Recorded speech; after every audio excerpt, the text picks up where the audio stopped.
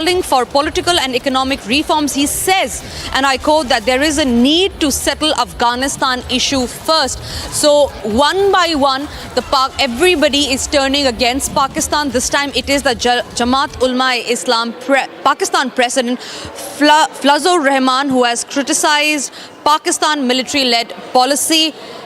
Let's also listen into what he had to say. Kashmir का मसला है, लेकिन कश्मीर के मसले से पहले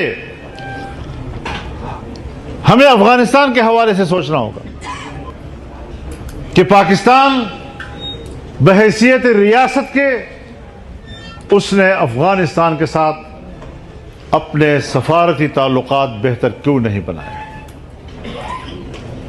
ये बात याद रखें कि ज़ाहिर शाह से लेकर अशरफ गनी तक जितनी हुकूमतें आई हैं प्रो इंडियन थी।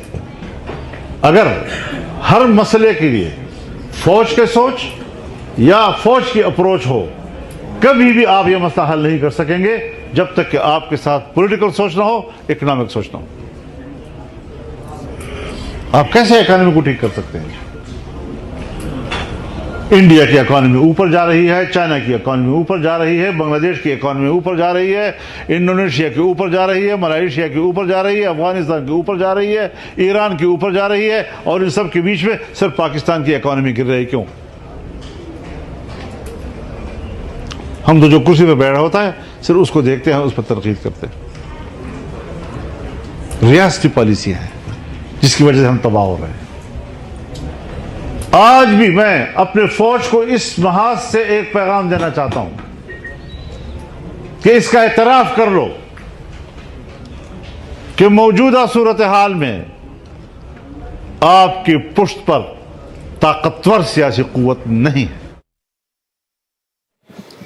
Now, amid escalating tensions between India and Pakistan, and India all set and ready to strike, it is Captain Yashika Hatwal-Tyagi who explains why logistics are extremely important when it comes to military operations. Take a look. Jai Hind. It has been my proud privilege to be part of Battle Zone in Operation Vijay. My responsibility as logistics officer was to ensure supply chain management during this time. The area of responsibility also extended up to the Siachen Glacier, the highest battlefield on this earth. A battle fought in high altitudes rising more than 18,000 feet. Excess of maintenance deeply compromised due to infiltration by enemy. Yet we emerged victorious. This speaks volumes of the impeccable professionalism of the logistics services of Indian Armed Forces. Logistics services are the backbone of any military operation. Its role is to ensure that troops have all the necessary resources and support to perform their mission. Role of logistics is to ensure that troops have everything that they need to fight an effective battle. Right from ammunition to food, fuel to medical supplies, from needle to aircraft spare, everything. It also ensures that all weapon systems, vehicles and all equipments are operationally ready at all times. Simply put, एक फौजी तभी तक लड़ाई लड़ सकता है जब उसके बंदूक में गोली हो और उसके पेट में रोटी हो. As the clouds of war loom large over the subcontinent and the balloon going up is imminent, I would like to share few points to bolster the confidence of our countrymen. First of all, logistic preparedness is the backbone of any military operation, and Indian Armed Forces will never take any knee-jerk decision in this manner. We have well-simulated plans, well-practiced war games, well-considered ever-evolving scenarios, deployment of enemy and own weapon systems, and all threats. These also include logistic planning in different types of battlefield environment, terrains, weather, infrastructure, and coordination between all arms and services. A maxim in army goes, more we sweat in peace, less we bleed in war. And therefore, in Indian Armed Forces, we train, retrain and retrain till our responses become our muscle memory. And our responses during wartime are well calibrated, swift, measured, lethal. And that is exactly why we are so ready for a cold start today. Secondly, the supply chain management ahead of war requires building reserves and stockpiles of warlike stores like ammunition, fuel, medical supplies, food, etc. And also to place them strategically. It is very important because every soldier who is in eyeball contact with enemy has everything readily available to fight an effective battle and does not have to look back or wait. This can not only change the tide of war, but believe you me, it is crucial for the morale of the fighting forces. And finally, power of Indian Armed Forces lies in its manpower. The logisticians undergo specialized training and maintain all kinds of equipments, indigenously produced or imported. Our decisions are based on data. We use advanced software to track inventory, forecast the requirement, provision, coordination, contingency planning, and to foresee ever-evolving battle scenario. And therefore, logistically speaking, we are today not just battle ready, but we are also battle worthy. Jai Hind.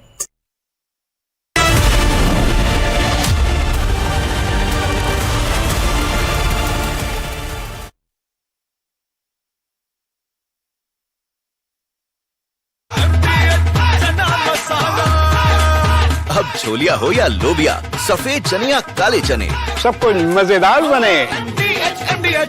Artillery is a very important facet of land forces of any country.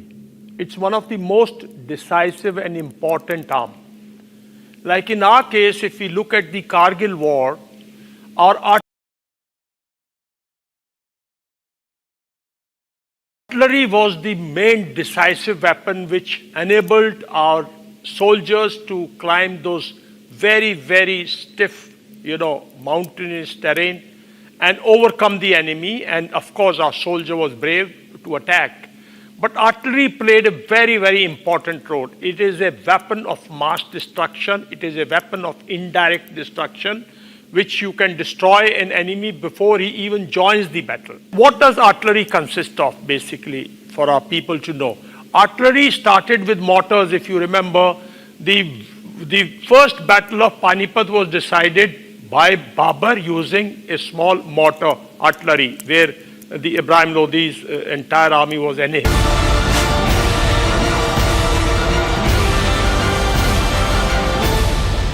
Thank you for staying with Republic. Now, Andhra Pradesh Deputy Chief Minister Pawan Kalyan has given a statement on the Pahalgam attack where he says that in tough times like these, where Prime Minister is leading the country, they have their support to the Prime Minister. Listen into this reaction that we are getting in from the Andhra Pradesh Deputy Chief Minister. The Pahalgam terrorist attack has been one of the darkest days for the entire country. Even the blood was spilled in Kashmir. The blood spilled in Kashmir, it created tremors in the entire nation. And we had seen it personally, witnessed personally, the pain of the victims. For the Honorable PM Modi ji, he is leading the country through these tough times, and he assured all the citizens with stern action against the perpetrators of terrorism. I know this is very sensitive time, and Modi ji is carrying the nation's burden. All right, Pakistan is going through an internal turmoil, and at a time like this, when India has said that all Pakistani nationals will be deported, there are many Pakistani citizens that are stranded at the Atari Wagah border. This after Pakistan has refused to accept its own citizens back to their own country. Here is a report that has been filed by Sumit. Attari border पर देखिए ये bag लेकर अब वापस फिर से border की तरफ जा रहे हैं जो पाकिस्तान जाना चाह रहे थे। कल रात में यहाँ आंधी तूफान, तेज आंधी तूफान और बारिश आई थी और यहीं इसी मंदिर में, प्राचीन काली माता मंदिर है, ये दिखाइए काहनगढ़ अटारी बॉर्डर, यहीं पर ये मंदिर में रुके हुए थे। बहुत तेज़ बारिश हुई, आंधी तूफान, लेकिन उसके बावजूद ये परिवार जो है वो यहीं पर रुका हुआ था और अब देखिए फिर से बॉर्डर की तरफ जा रहे हैं इस उम्मीद में कि आज फिर गेट खोला जाएगा। ये इनका कहना है कि गेट खुलेगा तो फिर हम वापस जाएंगे। आप आज वापस जाएंगे? हम नहीं जा रहे हैं, हम तो भेजने के लिए आए बस। अच्छा, आप रिलेटिव हैं? क्या बोल रहे हैं कि आज गेट खुलेगा? हाँ, बोल तो रहे हैं। कल रात में यहीं मंदिर में ही रुके हुए थे आप? हाँ, रात में मंदिर में रुके हुए थे। परसों से ही आप हैं कि कल आए? कल सुबह में आया। कल दिन भर यहीं इंतजार कर। Now, there have been massive search and cordon operations that have been launched in South Kashmir, especially in the Anantnag district. Republic is reporting from ground zero on that situation. Here's a report by my colleague Zeenat. Welcome to Mughal route. This is one of the traditional trade routes, but also the track that is used by the infiltrators. This is something that connects Kishtwar, Rajouri with the South Kashmir. South Kashmir, which is in news because of the Pahalgam terror attack. My Vijay Mobashir is showing you the visuals of this historic trade route as India and Pakistan tension soars. These rugged terrains, these snow peaks are being exploited by the terrorists for the infiltration across the line of control. Following the April 22nd Pahalgam attack that killed 26 tourists, India has said that the Pakistan of supporting cross-border terrorism. Security forces are on high alert here with intense patrols soaring these treacherous paths, but with these dense forests and high altitude passes providing cover, the challenge is immense. As ceasefire violations continues for the 8th consecutive nights along the line of control in Uri, Baramulla, Kupwara, Nowshera sector, the question looms: can India secure this vital corridor, the vital corridor from which we are reporting? This is one of the vital corridors as far as connecting Rajouri, Poonch, Kishtwar is with Kashmir's, South Kashmir's trenches. So we are reporting here from another story coming up here on Republic from the Pir Panchal range. Now, in case of emergency, there are locals that have built bunkers for their safety, and Government of India is providing full support to the locals in the Pir Panjal region. Here's another report by my colleague Zeenat. As the border tension soars between India and Pakistan and the border infrastructure that we see has been upgraded. Today we have come to this Mughal road. These are one of the treacherous and the rugged terrains when it comes to infrastructure here. Even this is something that India has strengthened. Although this is the Pir Panchal range where you see the kind of docks that has been constructed, but these docks, even if a situation escalates, can be used for shelter. Even the population that lives on these ridges, the population can be shifted to these such docks. These are the couple of docks that we see here along this Pir Panchal ridge, which is one of the important pieces as far as the Pir Panchal ridges are concerned, the ridge that connects Kashmir with Jammu region. This is the Mughal road widening through Kishtwar, Rajouri and South Kashmir. It is more than a terrorist infrastructure, terrorist infiltration when the terrorists infiltrate, because recently we have seen in Pahalgam attack where the reports are coming in, those who carried this attack, the Pakistani terrorists had used these very ridges to infiltrate into the Kashmir valley. So these ridges are being strengthened by the security forces, by the Indian army and the other forces. So in a kind of, if there is any operation, anti-terror operation that is witnessed here, then definitely this type of structures will be a great help to the community. It's a home to communities, those now who are living in fear, because after 26 lives were lost in Pahalgam, there is a fear among the population. Also, people have been left guessing what next. As we move around, we see the infrastructural development, the alertness on the ground, alertness on the ridges. When these ridges are very treacherous, very tricky ridges, as the snow cover these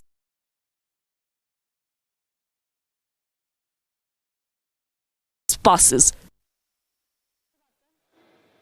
After the deadly terror attack that was carried by Pakistan on Kashmir soil in Pahalgam's Baisaran Valley, now we are seeing the tracks from the Kishtwar, Rajouri and that connecting to South Kashmir are under tight scrutiny. As far as these tracks, the rigid tracks are concerned, even there you see the concertina wire, the barbed wire that has been laid, the checkposts have been enhanced. I'll ask my VJ Mubashir to show you the kind of the security arrangements that you see here on this very patch where it is more like becoming a flashpoint fighting against terrorism. Recent intelligence agencies suggest that the terrorists are using these remote tracks to infiltrate from across from the Kishtwar, those terrorists who have infiltrated from the IB and are exploiting these rugged terrains. The April 22nd Pahalgam attack claimed by the Resistance Front, which is a mouthpiece of Lashkar-e-Toiba, killed 26 mostly tourists from different parts of the country, igniting fury across India, with Pakistan violating the ceasefire for the 8th consecutive night from Aknoor to Kupwara.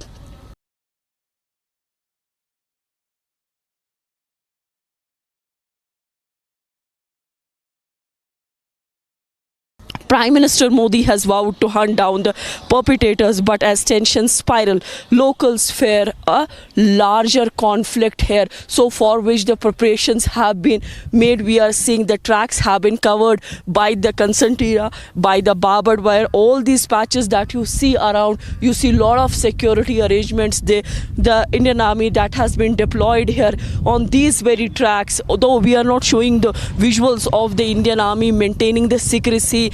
But yes, the number of the enhancement of troops is there. We see the checkpost there. They too have been enhanced with the surveillance and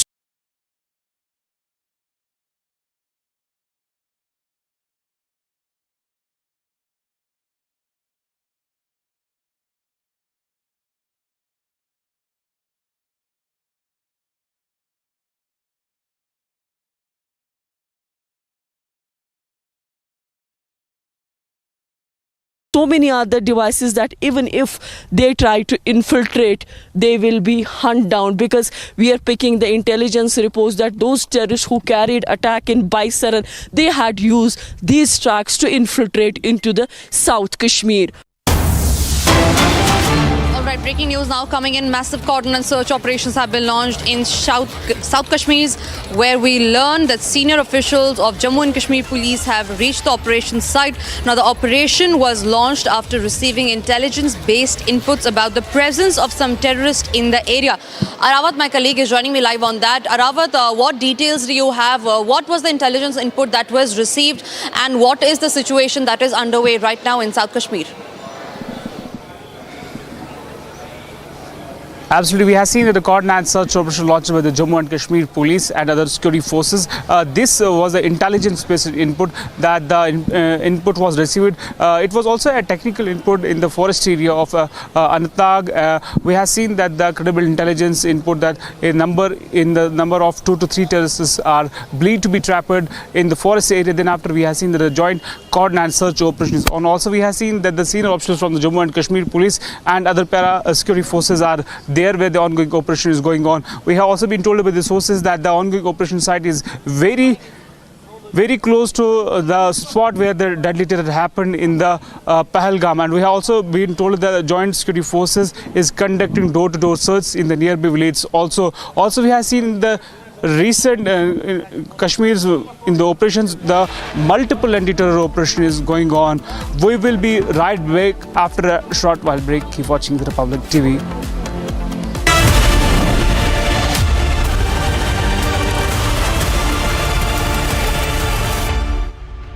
Wahi sir, how much do you love your fans? Honestly, I love my new fans.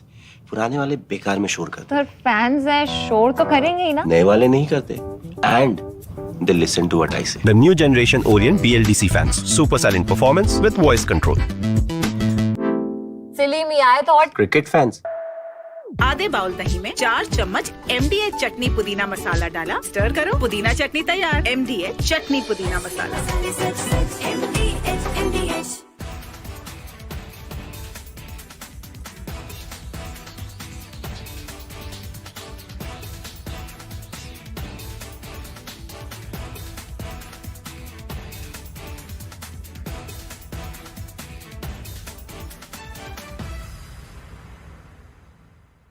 To decipher the volatile situation and help us understand what will happen next.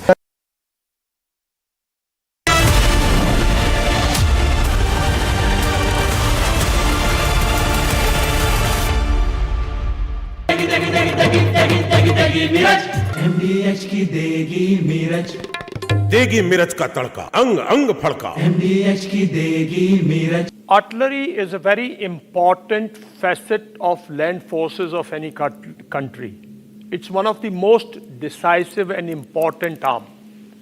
Like in our case, if we look at the Kargil war, our artillery was the main decisive weapon which enabled our soldiers to climb those very, very stiff, mountainous terrain and overcome the enemy. And of course, our soldier was brave to attack.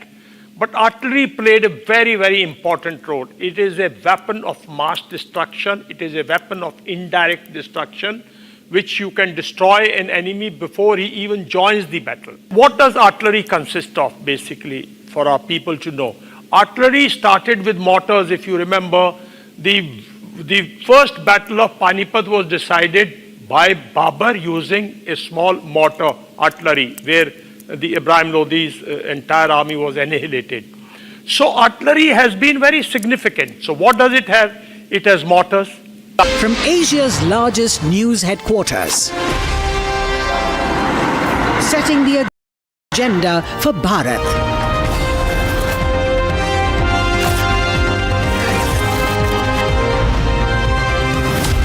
You're watching Republic.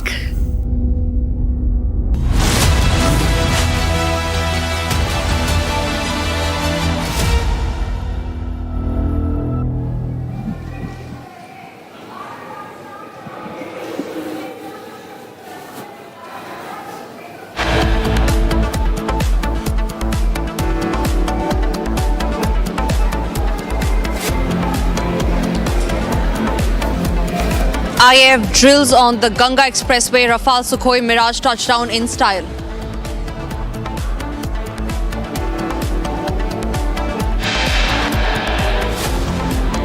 Taliban issues ultimatum to Pakistan on Durand line. Standoff. Pakistan cornered and exposed. Republic only channel live from Durand line.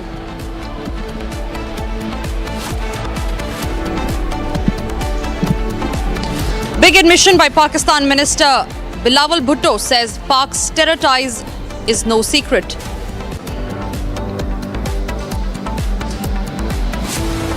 Major revelations in NIA's prelim report. Identity of 2 Pahalgam attackers established.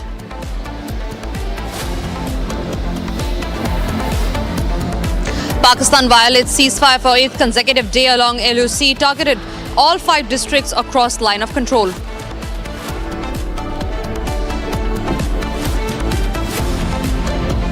Arnab Goswami, the only anchor with 80% ratings, #1 in English and Hindi.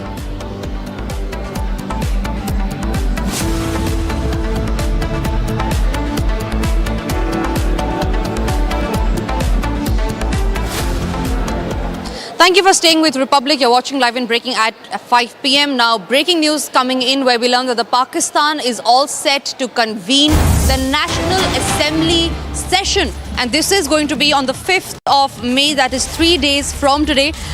Now, we learn that according to Pakistani media reports, Pakistan National Assembly is likely to meet on May 5th to discuss tensions between the two countries that has erupted following a terror attack in Pahalgam. Remember, Pakistan has made back-to-back admissions, taking into account and accepting that, yes, the Pahalgam terror attack was sponsored by them. There are many admissions starting from the Pakistan minister.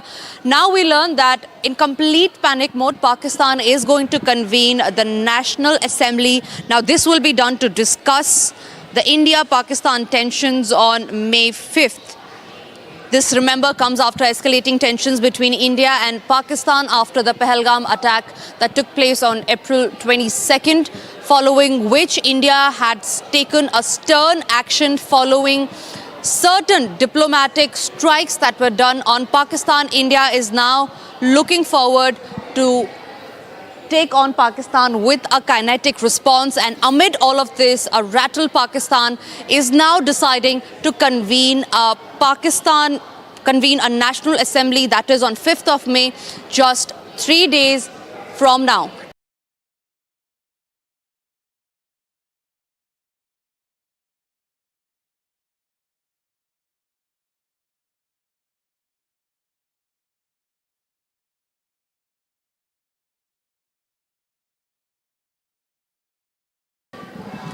Joining me on the same story is my colleague Shravan. Shravan, Pakistan in complete panic mode has decided to convene the National Assembly. What more details do we have on that? Well, in fact, this is the first National Assembly that has been called by Pakistan right now. This is after the Pahalgam attack. You've already heard the Pakistani politicians basically hoping that you would have the Western world to come and intervene in this entire issue, preventing India from carrying out any sort of retaliation, because they are essentially predicting that over the next 24 to 48 hours, this they have been saying over the last few days, that perhaps India is going to attack. Now we are being told that this National Assembly that is being convened by Pakistan is primarily to discuss the growing hostility between India and Pakistan. They are hoping that by the time the Western world basically intervenes. In the last 48 hours, you have had multiple meetings taking place in Pakistan itself. You have had the Pakistani Prime Minister Shehbaz Sharif meeting the Chinese ambassador. In the United States of America, you've had the Pakistani envoy seeking a meeting with President Trump. Once again hoping that United States of America would actually intervene. This comes in the backdrop of multiple statements that have been made by the Trump administration saying that it is India's right to basically retaliate, India's right to prosecute those who are behind this dastardly attack. Right, absolutely. Shravan, thank you very much for sharing those details. Pakistan in complete panic mode, looking for validation, has now decided to convene the assembly sessions. This, remember, will be held on the 5th of May. We move on to the other stories that we are tracking. Ladies and gentlemen, the situation at the Durand line, that is the border between Afghanistan and Pakistan, remains highly sensitive. Now, Republic is the only channel that has reached the Durand line to take a note of what the situation actually is. Remember, the tensions have not mellowed down since then, but the Taliban and Pakistan bout have called for mutual respect, dialogue and peaceful solutions to any issues. They want to maintain peaceful and respectful relations with each other and seek to solve disagreements through talks, not violence, in order to ensure stability and security on both sides of the Durand line. Republic, the only Indian channel that has reached the Durand line. We are reporting live from that. Take a look.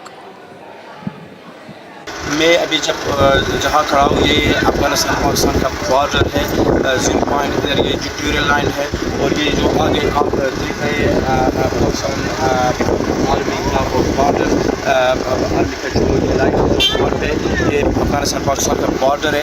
अभी मैं जो खड़ा हूँ ये तोरखम बाजार है, ये वो बाजार है जो हर रोज़ हज़ारों अफगान लोग जो ज़बरदस्ती पाकिस्तान से निकलता है और ये लोग इधर हैं और बुरी हालत में कैंप बना हुआ है उधर रहता है। अभी मेरे साथ एक अफगान रिफ्यूजी खड़ा है जो अभी ज़बरदस्ती पाकिस्तान से निकाला हुआ है। ये इस बात में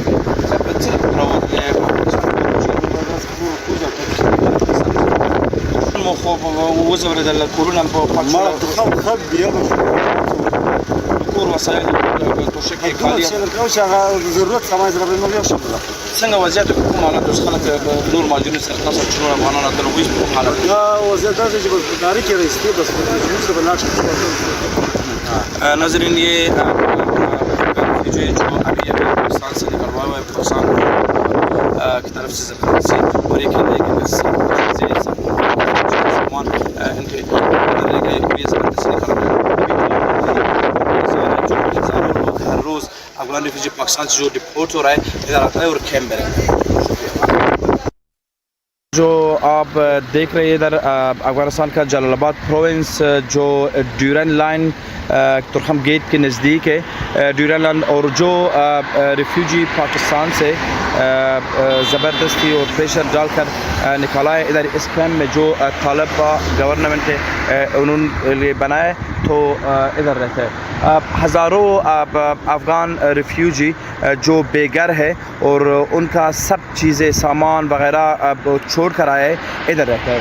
उनके लिए खाना पीना अफ़गान तालिबान गवर्नमेंट के तरफ से मुहैया हो रहा है और इधर ये लोग रहते हैं और बाद में ये लोग अपने अपने शहर जाते हैं। ये तस्वीर में देख रहा है कि इधर ड्यूरैंड लाइन के नज़दीक जगह है जो कैंप रिफ्यूजी के लिए बनाया हुआ है। इधर सब ये रिफ्यूजी रहते। तो अभी मैं आया हूँ अफ़गानिस्तान के जलालाबाद प्रोविंस जो तोरखम गेट के नज़दीक और मेरे डिस्टेंस पे 2 किलोमीटर आगे ड्यूरैंड लाइन है जो पाकिस्तान के साथ बॉर्डर है। अभी मैं ये कह रहा हूँ ये कैंप है रिफ्यूजी कैंप जो तालिबान गवर्नमेंट की तरफ से अफ़गान रिफ्यूजी और महाजरीन जो ज़बरदस्ती तौर पे पाकिस्तान से निकलता है तो इन लोगों ने बनाया हुआ है। अभी जो ये तस्वीर में देख रहे हैं बहुत शदीद तूफ़ान और बारिश हो रहा है और ये लोग बहुत बुरी हालत में ये इधर खाने पीने का प्रॉब्लम से इधर बहुत प्रॉब्लम्स हो रहे हैं। इन लोगों का कहना है कि ये तस्वीरें जो आप देख रहे हैं इन कैंपों में ये लोग रह रहे हैं और ये लोग कह रहे हैं कि ये लोग ज़बरदस्ती पाकिस्तान से अफ़गानिस्तान निकलवा रहे हैं और इनका सब जो सामान थे घर जो सब चीज़ें थे वो पाकिस्तान में रह गए और ये लोग Afghanistan.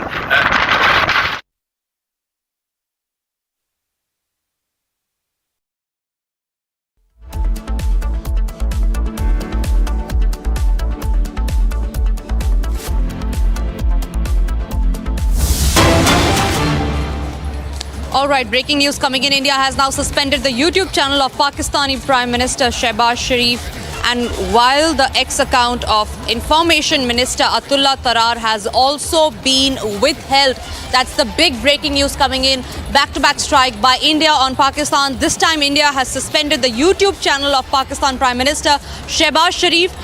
And with that, the ex-account of Information Minister Atullah Tarar has also been withheld. Remember, just few days back, the Indian government had blocked the ex-account of Pakistani Defence Minister Khwaja Asif in the aftermath of the Pahalgam terror attack that had claimed 26 lives. Now, a recent breaking news that we just have that's coming into our newsrooms is that India has suspended the YouTube channel of Pakistan Prime Minister Shehbaz Sharif, and also the ex-account of Information Minister Atullah Tarar has been withheld.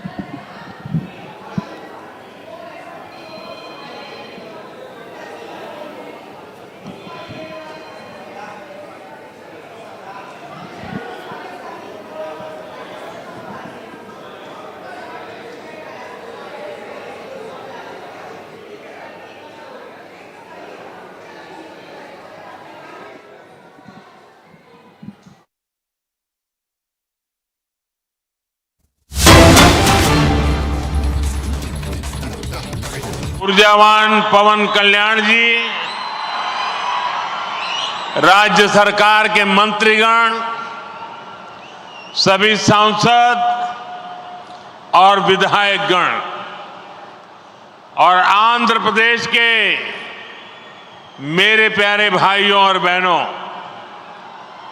Andhra Pradesh governor Syed Abdul Nazeer गारू, ముఖ్యమంత్రి నా మిత్రులు చంద్రబాబు నాయుడు గారు, కేంద్ర మంత్రివర్గంలో నా సహచర మంత్రులు, deputy ముఖ్యమంత్రి శక్తివంతుడు పవన్ కళ్యాణ్ గారు, రాష్ట్ర మంత్రులు, ఎంపీలు, ఎమ్మెల్యేలు మరియు ఆంధ్రప్రదేశ్ రాష్ట్రానికి చెందిన నా ప్రియమైన సోదర సోదరీమణులారా, आज जब मैं इस अमरावती की पुण्य भूमि पर खड़ा हूं तो मुझे केवल एक शहर नहीं दिख रहा, मुझे एक सपना सच होते दिख रहा है।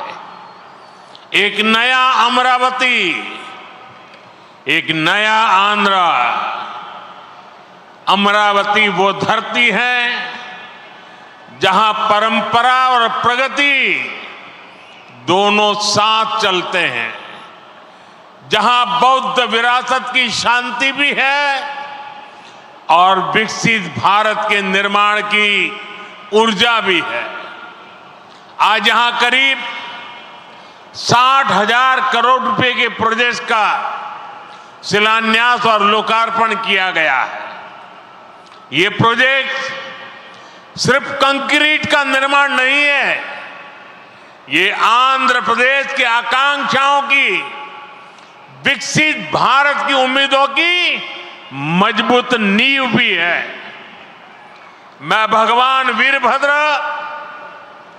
भगवान अमरलिंगेश्वर और तिरुपति बालाजी के चरणों में प्रणाम करते हुए आंध्र प्रदेश की सम्मानित जनता को बहुत बहुत बधाई देता हूं।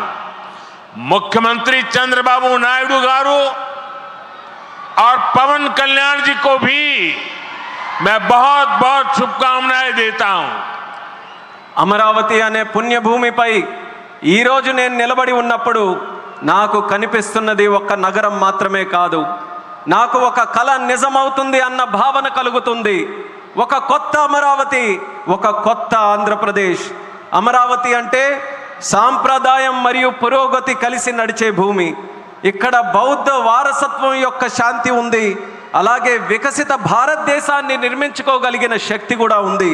ఇవాళ సుమారు 60,000 కోట్ల రూపాయలు విలువైన ప్రాజెక్టులకి శంకుస్థాపనలు మరియు ప్రారంభోత్సవ కార్యక్రమాలు చేస్తున్నాం.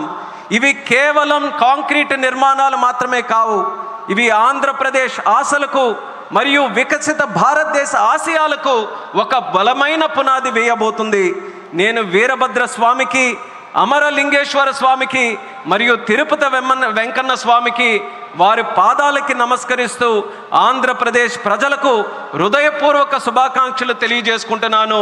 అలానే ముఖ్యమంత్రి చంద్రబాబు నాయుడు గారికి, పవన్ కళ్యాణ్ గారికి నా ప్రత్యేక శుభాకాంక్షలు తెలియజేస్తున్నాను. साथियों, हम सब जानते हैं इंद्रलोक की राजधानी का नाम अमरावती था और अब अमरावती आंध्र प्रदेश की राजधानी है। ये सिर्फ संयोग नहीं है, ये स्वर्ण आंध्रा के निर्माण का भी शुभ संकेत है। स्वर्ण आंध्रा विकसित भारत की राह को मजबूत करेगा और अमरावती स्वर्ण आंध्रा के विजन को ऊर्जा देगी। अमरावती केवलम ओक नगरम का दो, अमरावती ओक शक्ति आंध्र प्रदेश नो आधुनिक प्रदेश का मार्चे शक्ति, आंध्र प्रदेश नो अधुनातन प्रदेश गा मार्चे शक्ति. మిత్రులారా, ఇంద్రుడు తాలూకా రాజధాని పేరు అమరావతి అని మన అందరికీ కూడా తెలుసు. ఇప్పుడు అమరావతి మన ఆంధ్రప్రదేశ్ రాష్ట్రానికి రాజధానిగా నిలిచింది. ఇది కేవలం యాదృచ్ఛికం కాదు, ఇది స్వర్ణ ఆంధ్రప్రదేశ్ రాష్ట్ర నిర్మాణానికి శుభ సూచకం అనేది తెలియజేస్తున్నాను. స్వర్ణాంధ్ర వికసిత భారతదేశ సంకల్పానికి బలమిస్తుంది. అలానే అమరావతి మన స్వర్ణాంధ్ర విజన్కు శక్తినిస్తుంది. అమరావతి అంటే కేవలం ఒక నగరం కాదు, అమరావతి ఒక శక్తి. ఆంధ్రప్రదేశ్కు ఆధునిక ఆంధ్రప్రదేశ్గా, అధునాతన ఆంధ్రప్రదేశ్గా మార్చే శక్తి అని తెలియజేస్తున్నాను.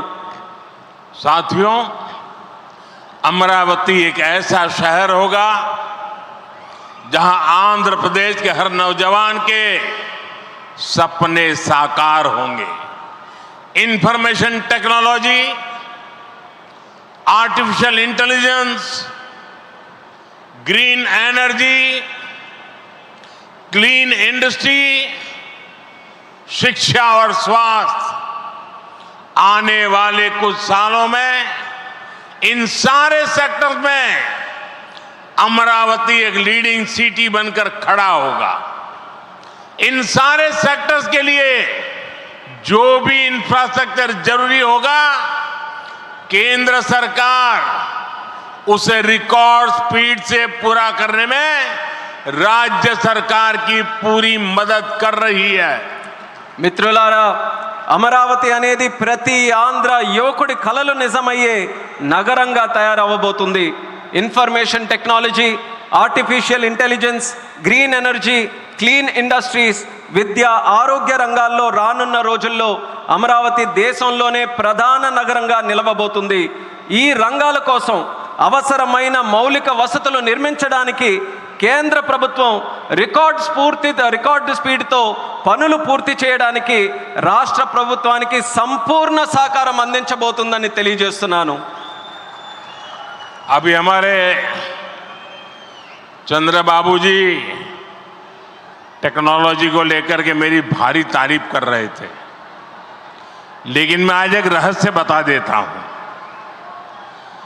जब मैं गुजरात में नया मुख्यमंत्री बना तो मैं बाबू हैदराबाद में बैठ कर के किस किस प्रकार के इनिशिएटिव ले रहे हैं उसका बड़ा बारीकी से अध्ययन करता था और मैं उसमें से बहुत कुछ सीखता था और उसे आज मुझे लागू करने का अवसर मिला है, मैं लागू कर रहा हूं. ఇప్పుడు చంద్రబాబు గారు మీ అందరి ముందు నాకు టెక్నాలజీ నాతో మొదలైందన్నట్టుగా ప్రశంసిస్తున్నారు. కానీ నేను మీ అందరికీ కూడా ఒక రహస్యం చెప్తాను. నేను సరికొత్తగా ముఖ్యమంత్రి అయినటువంటి రోజుల్లో గుజరాత్లో ఉన్నప్పుడు అప్పుడు చంద్రబాబు నాయుడు గారు ఆంధ్రప్రదేశ్లో హైదరాబాద్లో ఐటీని ఏ రకంగా డెవలప్ చేస్తున్నారో నేను క్లోజ్గా అబ్జర్వ్ చేసి అధికారులను కూడా పెట్టి అబ్జర్వ్ చేయించి ఆ రోజు నేను చాలా దగ్గరగా తెలుసుకున్నటువంటి విషయాలు మళ్ళీ తిరిగి ఈరోజు ఆంధ్రప్రదేశ్కి వచ్చి మళ్ళీ మీ అందరి ముందు ఈరోజు నేను చేయగలుగుతున్నానన్నది తెలియజేస్తున్నాను.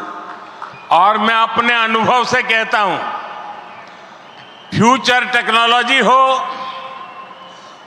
बहुत बड़े स्केल पर काम करना हो और जल्दी से इसे जमीन पर उतारना हो तो वो काम चंद्रबाबू उत्तम से उत्तम तरीके से कर सकते हैं. అలాగే నా అనుభవంతో చెప్తున్నాను, పెద్ద స్కేల్లో ప్రాజెక్టులు చేయాలన్నా తొందరగా అవి పూర్తి చేయాలన్నా మంచి క్వాలిటీతో అవన్నీ కూడా పూర్తి చేయాలన్నా దేశంలో చంద్రబాబు నాయుడు గారి కంటే దాంట్లో మిన్న మరెవ్వరూ కూడా లేరు అనేది ఈ సభాముఖంగా తెలియజేస్తున్నాను. साथियों, 2015 में मुझे प्रजा राजधानी का शिलान्यास करने का अवसर मिला था. बीते सालों में केंद्र सरकार ने हर प्रकार से अमरावती के लिए मदद दी है. यहां बेसिक इंफ्रास्ट्रक्चर के निर्माण के लिए सभी कदम उठाए गए हैं.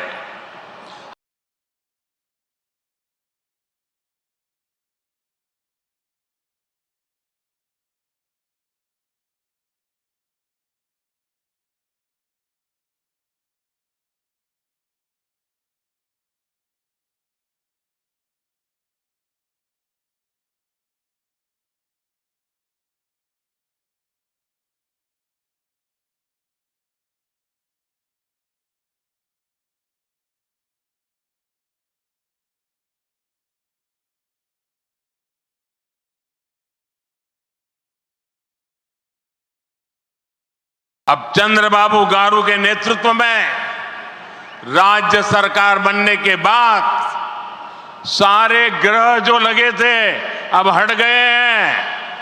यहां विकास कार्यों में तेजी आ गई है.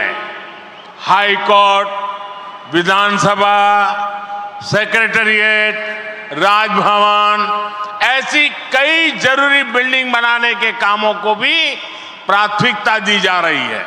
మిత్రులారా, 2015లో ప్రజల రాజధానిగా అమరావతికి నేను శంకుస్థాపన చేశాను.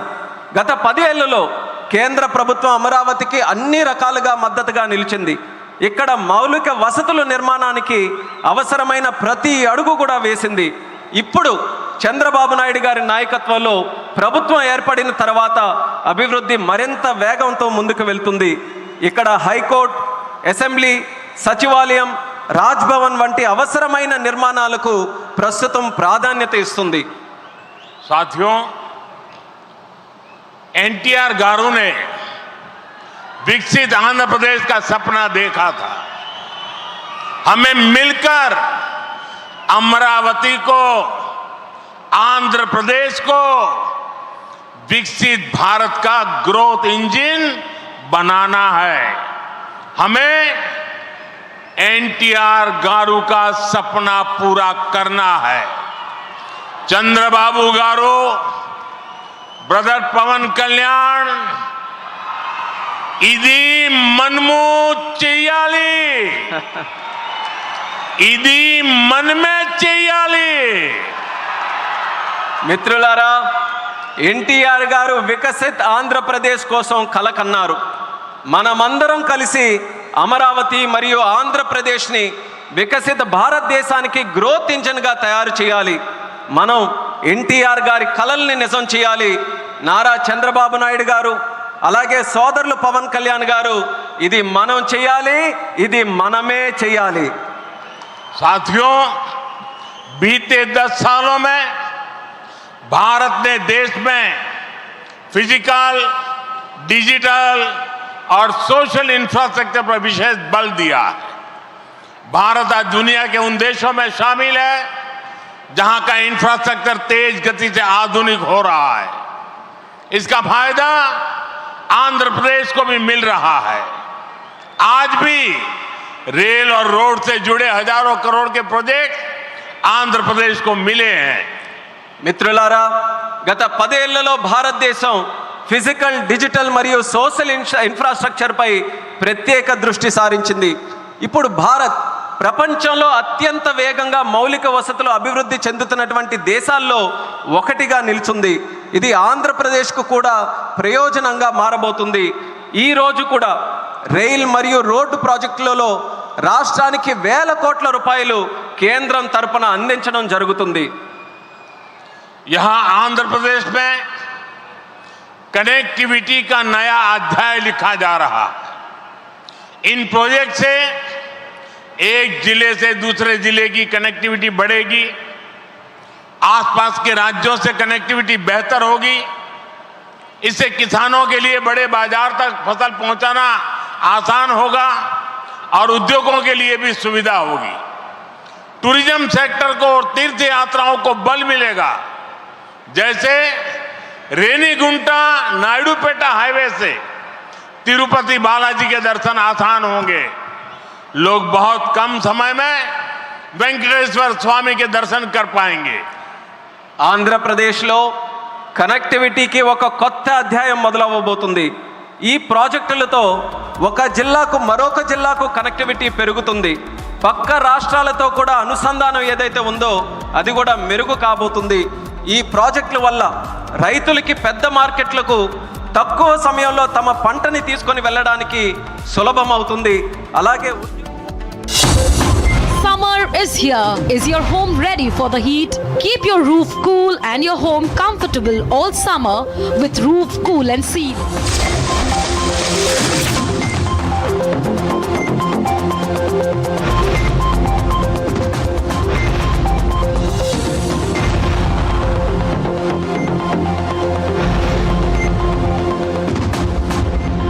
पसीना मत बहाओ, Berger roof cool and seal लगाओ.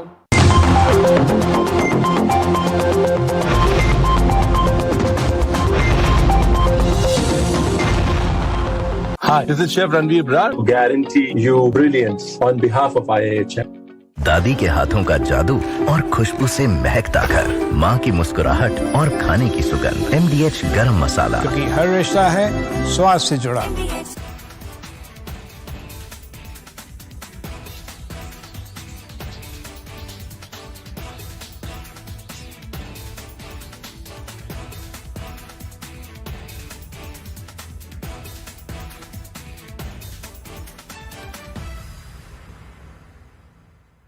To decipher the volatile situation and help us understand what will happen next, We're joined by General VP Malik, former Chief of Army Staff, who led the Indian Army in the 1999 Kargil War. General Malik, thank you very much for joining us on Republic TV. Thank you very much for asking me. General Malik, it's established beyond doubt now that the Pakistan Army is behind the Pahalgam terror attack. My question to you then is, what now are the military options in front of India to put an end to Pakistan's support to non-state actors, sir? Well, the effort is to put an end to the terrorist activities which have been launched by Pakistan for the last 35, 40 years now. And there have been so many terrorist activities, not only in J&K, but rest of India also, sponsored by the ISI through their terrorist organizations. And I want to remind you again that the ISI is part of the Pakistan Army. It's not a separate organization. And therefore, the finger goes straight to the Pakistan Army for all the activities that have been the cross-border activities that have taken place now and in the past also. The effort now comes after the kinetic action that we took place. Tonight I come to you with a world exclusive. We tell you how Pakistan is being completely cornered. An exclusive report from Durand line, how the hostilities are only increasing between Afghanistan and Pakistan. Here, what a Taliban commander has to say on this entire issue. All this and much more on This Is Exclusive.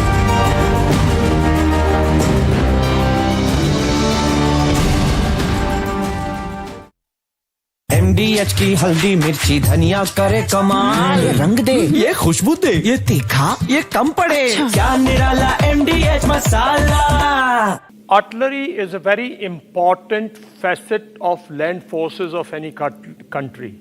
It's one of the most decisive and important arm. Like in our case, if we look at the Kargil war, our artillery was the main decisive weapon which enabled our soldiers to climb those very, very stiff, mountainous terrain and overcome the enemy. And of course, our soldier was brave to attack. But artillery played a very, very important role. It is a weapon of mass destruction. It is a weapon of indirect destruction, which you can destroy an enemy before he even joins the battle. What does artillery consist of, basically, for our people to know? Artillery started with mortars. If you remember, the first battle of Panipat was decided by Babur using a small mortar artillery, where the Ibrahim Lodi's entire army was annihilated. The country has once again come under threat, and we've been through this so many times. There are enemies against the country working all over to stop India's progress. We want this to be a Viksit Bharat. It will be a Viksit Bharat. But what about the cohesion and unity of our country? Is there a single forum where we unite together? The only solution is to make the enemy understand that we are so united in our collective resolve that we will take on anyone, any individual, any politician, any political party, any group that comes in the way of our nation. And I'm calling upon all nationalist Indians to have the faith in the Republic Media Network, to have the faith in me to bring together the Nationalist Collective. The Nationalist Collective is an idea that will bring us together and make sure that the world knows that we are here to make our mark. We will never be run over.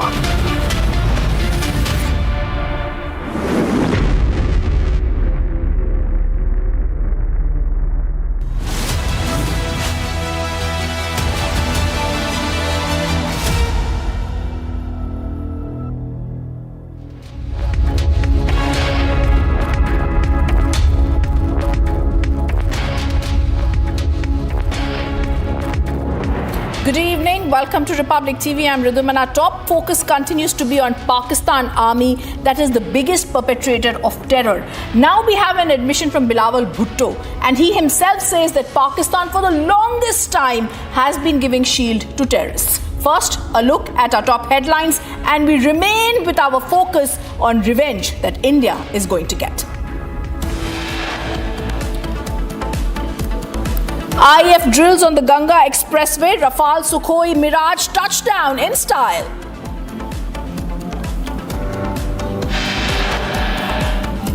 Taliban issues ultimatum to Pakistan on Durand line. Standoff. Pakistan cornered and exposed. Republic is the only channel from Durand line. It's the big admission by Pakistan Minister Bilawal Bhutto. Says Pak terror ties, no secret. Major revelation in NI's preliminary report. Identity of 2 Pahalgam attackers is established.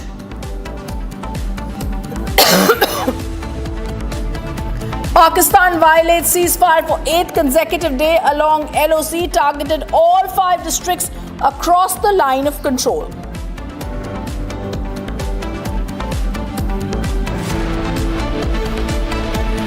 And Arnab Goswami, the only anchor with 80% ratings, #1 in English and Hindi.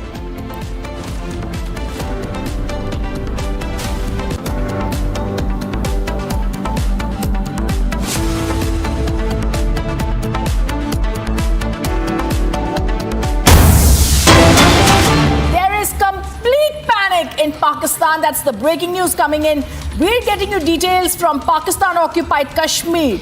The administration has ordered stockpiling of food as tensions with India are flaring up. The POK administration goes in chaos, calls on residents near the de facto border with the Indian side to stockpile food today.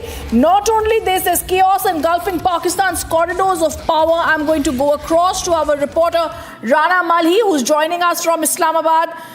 Rana, what we're getting to know is the ISI chief is stepping into the NSA role. The unease is palpable in Islamabad, especially now India's digital offensive is kicked off. There are rising tensions that are seen, from military strikes to total diplomatic isolation. This is no time for hesitation. It's very clear India is ready to take charge. Give us details, Rana, as we can see chaos gripping Pakistan. Let me tell you that in Pakistani side, Kashmir Assembly, Kashmir Azad Jammu and Kashmir PM has advised locals that they should stock the food items that amid the situation in Pak-India border. So they have advised more than 13 constituencies that they should collect their foods for the 2 months that after that announcement by the India, and India has announced that Pakistan cut the diplomatic channels and has minimized the diplomatic relations. And India has also intend to work for the war. Even Pakistan has already rejected these baseless allegations, and Pakistan has urged that India should investigate the probe of the Kashmir incident. Then everything will be clear. So definitely, and Pakistan's government has also stated that if Indian side military do something like that war, then they have right to the response. So definitely the Pakistan army is very well prepared to answer the Indian act if Indian army first do it. Even Pakistan's government also believe that in negotiation and peace talks, so their first priority is negotiation and peace talk. If India accept this, even they have also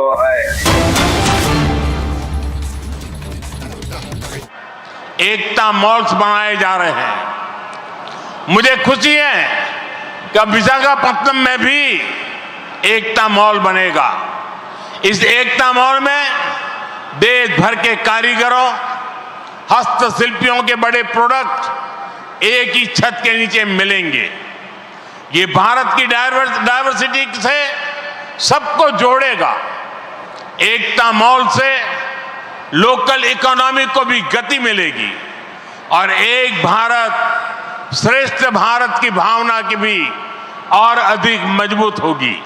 మిత్రులారా, ఈరోజు భారత్ యొక్క శక్తి కేవలం ఆయుధాల్లోనే లేదు, మన ఐక్యతలో కూడా ఉంటుంది. ఈ ఐక్యత భావమే మన ఏక్తా మాల్స్కు మరింత బలోపేతం చేస్తుంది. దేశంలో అనేక నగరాల్లో ఈ మాల్స్ని మనం నిర్మించబోతున్నాం.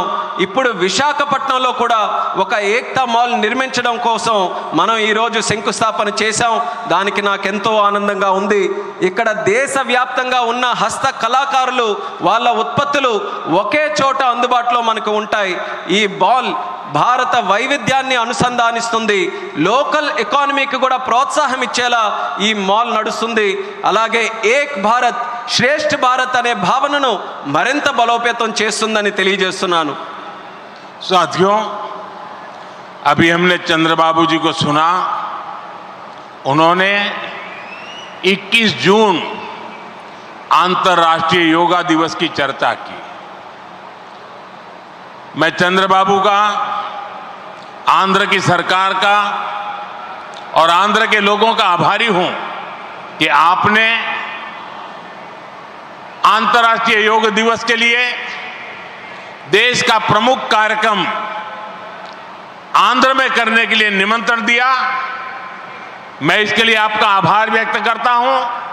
और जैसा आपने कहा है, मैं स्वयं भी 21 जून को आंध्र के लोगों के साथ योग करूंगा और दुनिया का एक कार्यक्रम यहां पर होगा.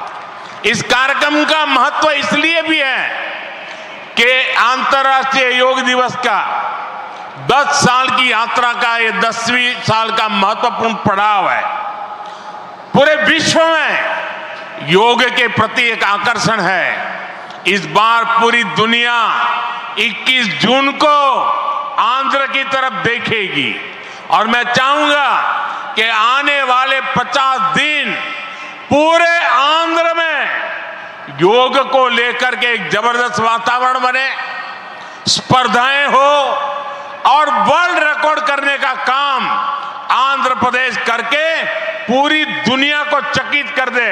और मैं मानता हूं चंद्रबाबू जी के नेतृत्व में ये होके रहेगा. మిత్రులారా, ఇప్పుడే మనం చంద్రబాబు నాయుడు గారిని విన్నాం. అంతర్రాష్ట్రీయ యోగా దినం జూన్ 21న మనం చేసుకోబోతున్నాం. దానికి చంద్రబాబు నాయుడు గారికి, ఏపీ గవర్నమెంట్కి, అలాగే రాష్ట్ర ప్రజలకి అందరికీ కూడా నేను ధన్యవాదాలు తెలియజేసుకుంటున్నాను. నన్ను ఆ రోజు ఇక్కడ ఆహ్వానించినందుకు. ఆ రోజు తాలూకా ప్రత్యేకత ఏంటంటే, మనం జూన్ 21 యోగా దినం, ప్రపంచ యోగా దినం ప్రకటించి 10 సంవత్సరాలు కాబోతుంది.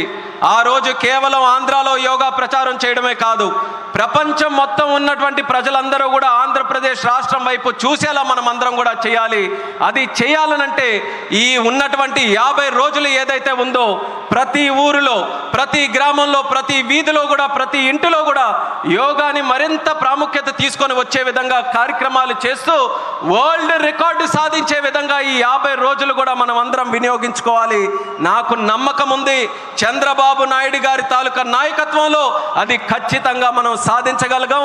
అది మీరందరి తాలూకా సమక్షంలో విశాఖపట్నంలో ఏర్పాటు చేయబోయే యోగా కార్యక్రమంలో మీ అందరి ఆహ్వానం మేరకు నేను ఖచ్చితంగా వస్తాను. ఆ రోజు మనం అందరం కూడా కలిసి యోగా చేద్దాం. ఆ రోజు ప్రపంచం తాలూకా దృష్టి యోగా వైపు, అలాగే భారతదేశం వైపు కూడా మళ్ళిద్దామని ఈ సభాముఖంగా తెలియజేసుకుంటున్నాను.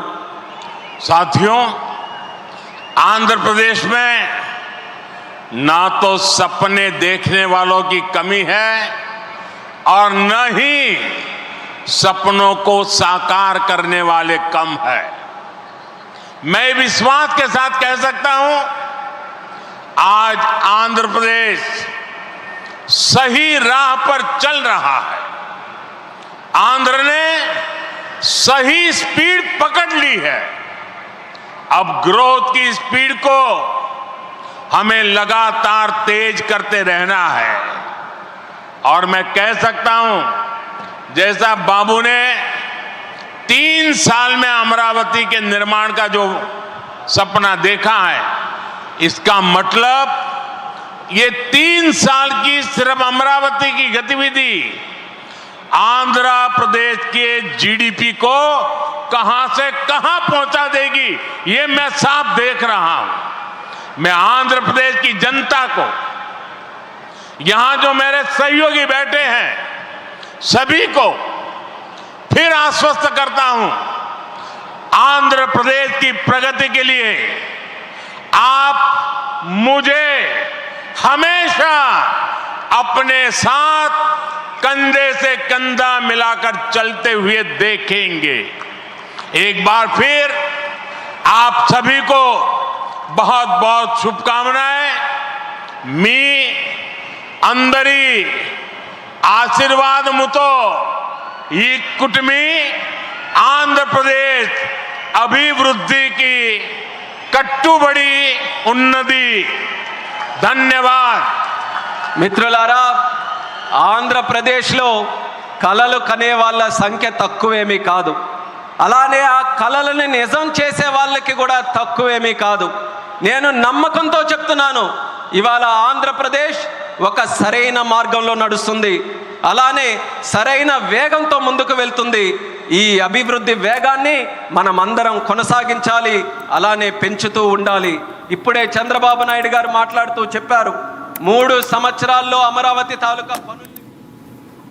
And that's the big breaking news that's coming in, where the Prime Minister has lauded DRDO and said we are going to be increasing the defense spending. A big statement coming as the tensions escalate with Pakistan.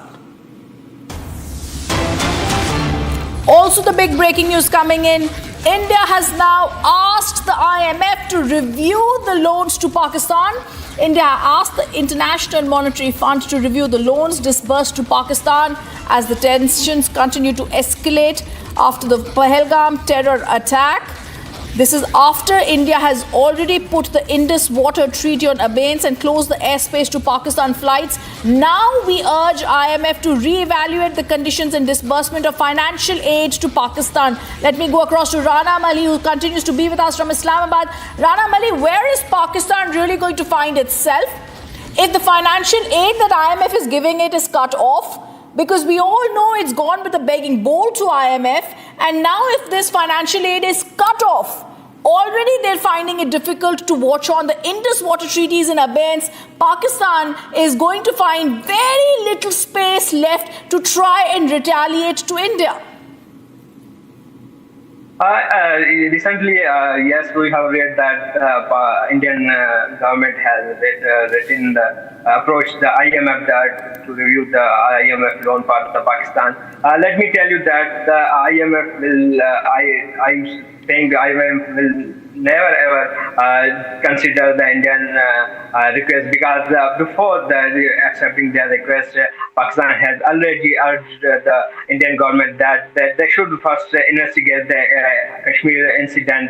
After this incident, that will be clear that either Pakistan's involvement was in this incident. So definitely without any investigation, without any kind of probe, how can IMF take measures against Pakistan? So definitely it will be illegal, and it not will be considered by the IMF. So India should first investigate the incident of the probe. Even after that incident, India has not even given any kind of statement that they will ready to investigate the incident.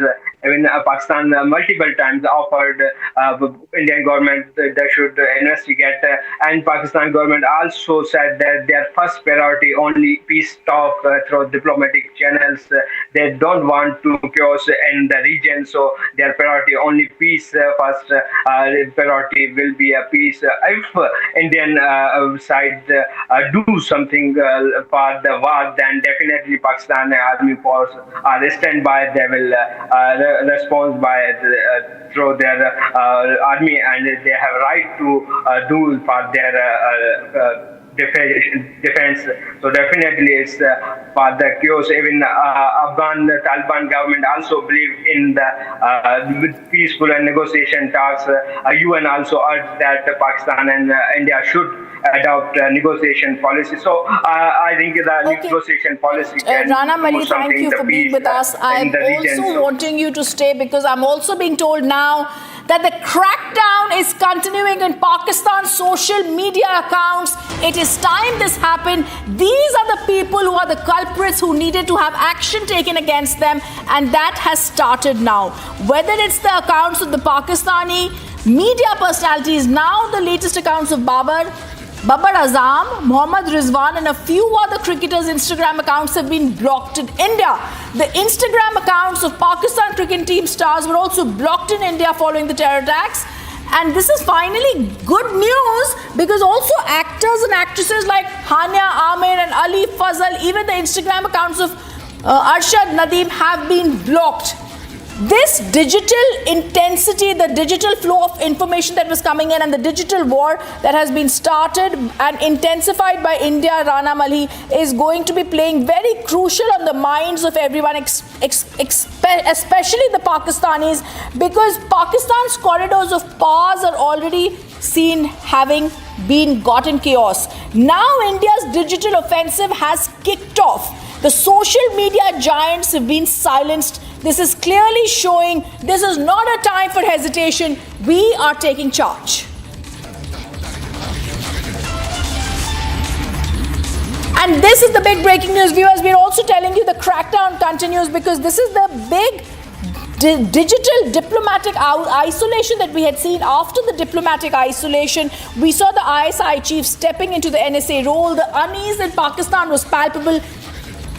Okay, I want to go across to senior executive editor Abhishek Kapoor joining us on the phone line. Abhishek, India's digital offensive is kicked off. Pakistan's social media giants had already had their accounts being silenced. Now it's the accounts of cricketers. Babar Azam, Mohammad Rizwan, few other cricketers have been blocked. This is rising tensions palpably seen, and also India's digital offensive massively taking place and kicking off.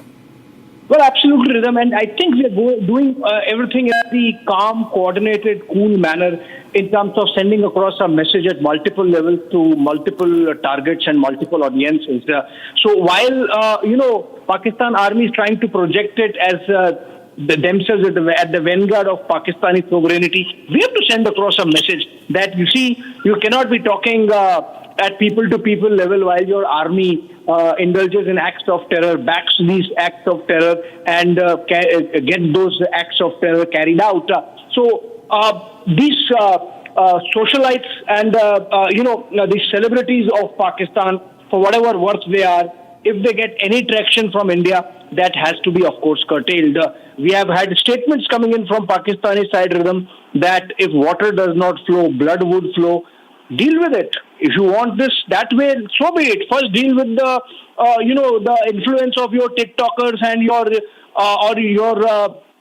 social media influencers go down, because they seem to be having some kind of traction here. Even that is something which is worth noting as a social phenomenon, and on which I think we as a nation and society have to work. But essentially, India sending across a message that henceforth it's not going to be business as usual. If you are going to send in terrorists, then we are not just not going to have talks with your prime ministers and ministers and generals and diplomats. We are going to disengage at all levels. Water will stop in the Indus river system, and then of course we are not going to engage. We have not been engaging on cricket, but we are not going to even socially engage through these platforms. And remember, this has happened over the last few days. From military strikes to total diplomatic isolation, and now this huge digital offensive. Thank you, Abhishek, for being with us. The other top focus that we are looking at right now, Jamaat Ulama-e-Islam, Pakistan President Fazlur Rahman criticized Pakistan military-led policy. He said there is a need to settle the Afghanistan issue first.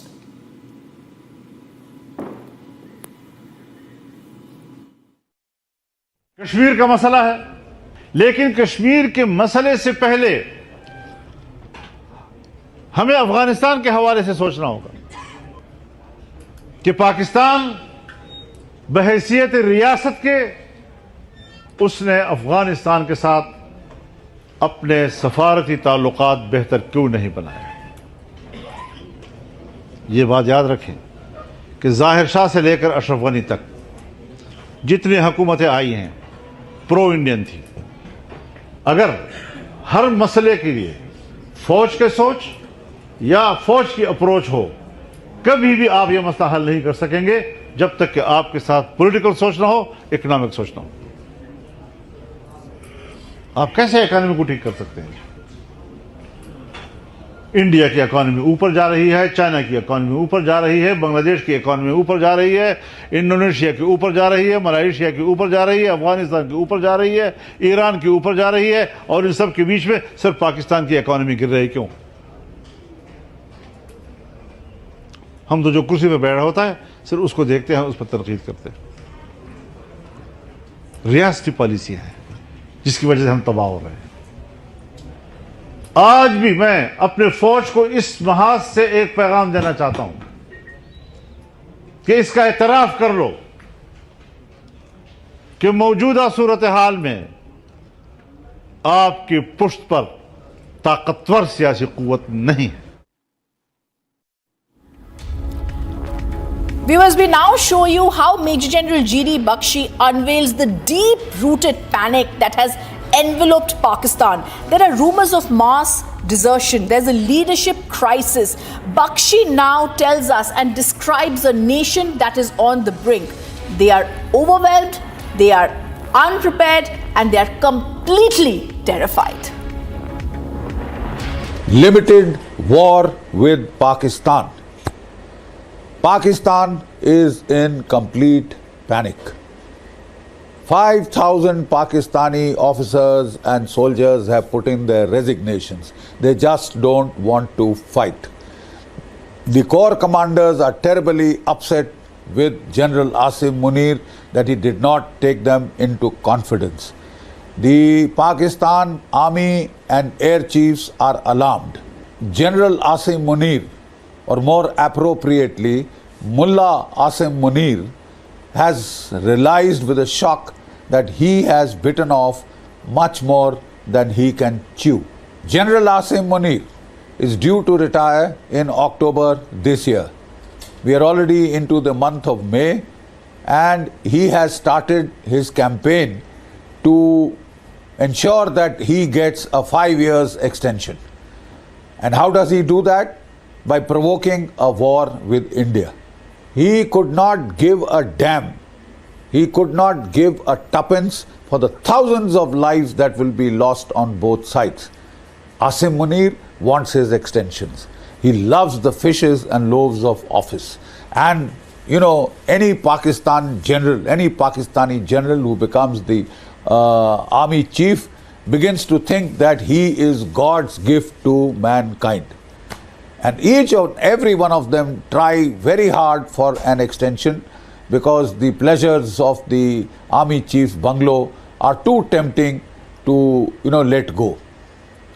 Whether it was General Ziaul Haq, whether it was General Pervez Musharraf, who ruled for a decade each and denied a number of their junior corps commanders their promotions, their elevations.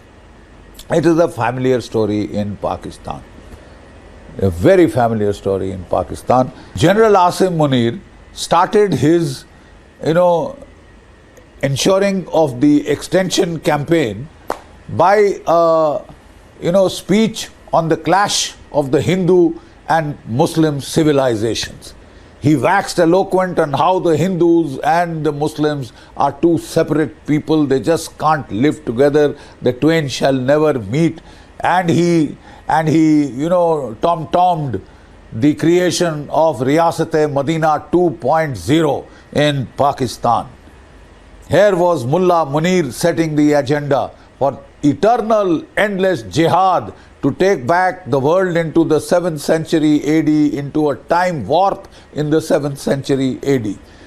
With endless jihad, endless beheadings, endless violence, endless blood flowing, and he created for good measure a coup in Bangladesh so that eastern flank could be reintegrated into the jihad circuit. He gave his Samuel Huntington style speech, and within a week his terrorist minions staged a communal massacre of Hindu tourists in Pahalgam. They asked people their religion and shot husbands in the presence of their wives, shot fathers in the presence of their children. The initial plan, we learn, plan A, was to kill 150 Hindus. But somewhere down the line, somebody's heart quailed and they decided to reduce the target down to 35. In actual practice, these terrorist hoodlums, murderers, killed 26 Indians in cold blood and wounded another 17.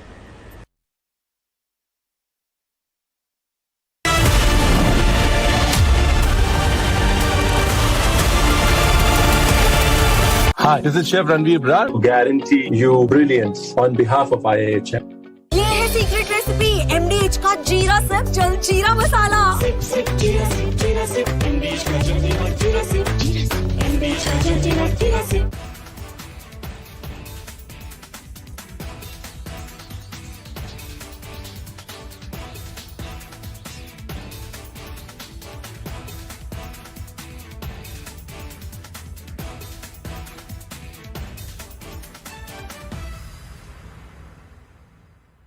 To decipher the volatile situation and help us understand what will happen next, we are joined by General VP Malik, former Chief of Army Staff, who led the Indian Army in the 1999 Kargil War.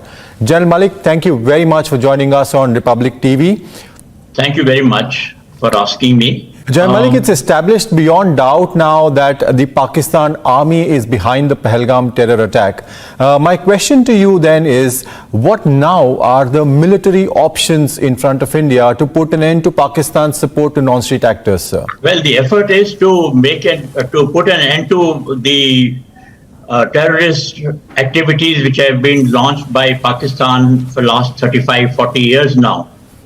And there have been so many terrorist activities, not only in J&K but rest of India also, sponsored by the ISI through their terrorist organizations. And I want to remind you again that the ISI is part of the Pakistan Army. It's not a separate organization. And therefore, the finger goes straight to the Pakistan Army for all the activities that have been the cross-border activities that have taken place now and in the past also. The effort now comes after the kinetic action that we took place. We carried out post Uri raid on our army camp. What happened was the strike that we called on the other side, and also post Pulwama we carried out the air raids on Balakot terrorist camp.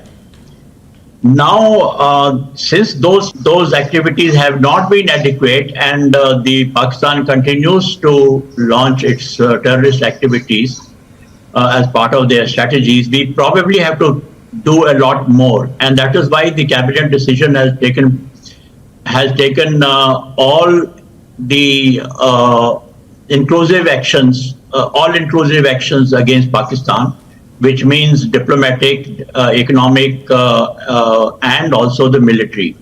Now, we have seen in the recent past how the diplomatic and economic sanctions have unfolded, and everybody is waiting now for the military activity from our side. Incidentally, that has also started with the violation of ceasefire, which is going on the ceasefire line, as well as some part of international border. So that activity is already started. Now that the orders have been passed by the Cabinet Committee of Security headed by the Prime Minister to the armed forces recently, I suspect that at the moment the military is considering various options which are available to them.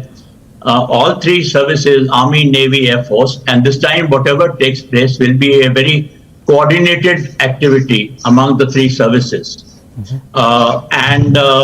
We have various options available to strike. All services have their contingency plan for such activities, both short-term as well as long-term. And they would be going over them, what are the areas where they can strike, whether they have got the right opportunity for striking those areas, the timings, the preparation that is required to do that, because that will also result in some kind of retaliation from the other side. So all those aspects are probably war games now, and at the suitable time, the timing has been left to the armed forces by the Prime Minister. At a suitable time, one can expect that they will be launched in a very coordinated fashion. Right, sir. And let's see when that happens and how it starts. But we have to be prepared for launching them, and we have to be prepared for some kind of retaliation also from the other side also. अब छोलिया हो या लोबिया, सफेद चने या काले चने, सब कुछ मजेदार बने।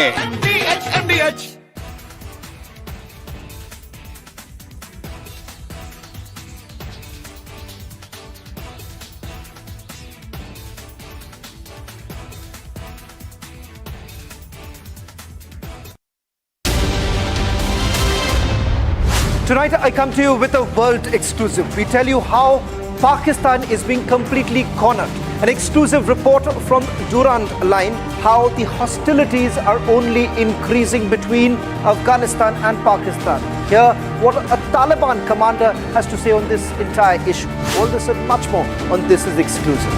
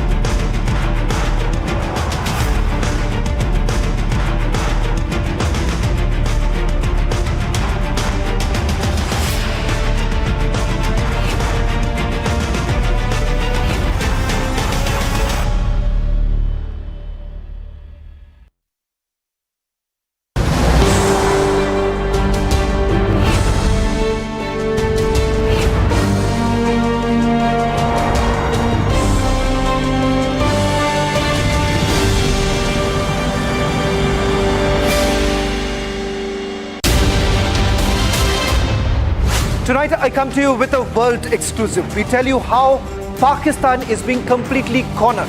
An exclusive report from Durand line, how the hostilities are only increasing between Afghanistan and Pakistan. Here, what a Taliban commander has to say on this entire issue. All this and much more on This Is Exclusive.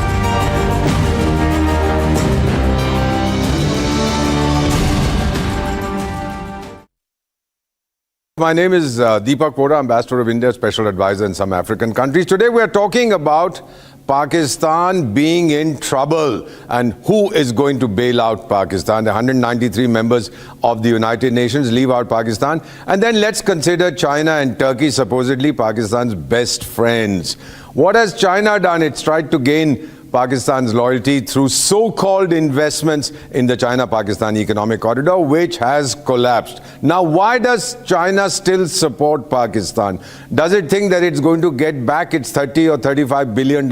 They claim $65 billion that they've invested in the China-Pakistan economic corridor. Absolute nonsense. They need Pakistan as a Rottweiler to bark at India when China tells them to. Because China, which has the long memory of the Opium Wars when the British Indian Army, mainly Indian soldiers, beat up the Chinese in the middle of the 19th century, they remember that. They also see today that India stands like a solid wall between China and its conquest of Asia, its domination of Asia. So that's the only reason that, what I say laughingly, the Islamic People's Republic of China tolerates this non-state, this geographical expression called Pakistan. As far as Turkey is concerned, what is Turkey's interest? And I'll tell you what is Turkey's interest.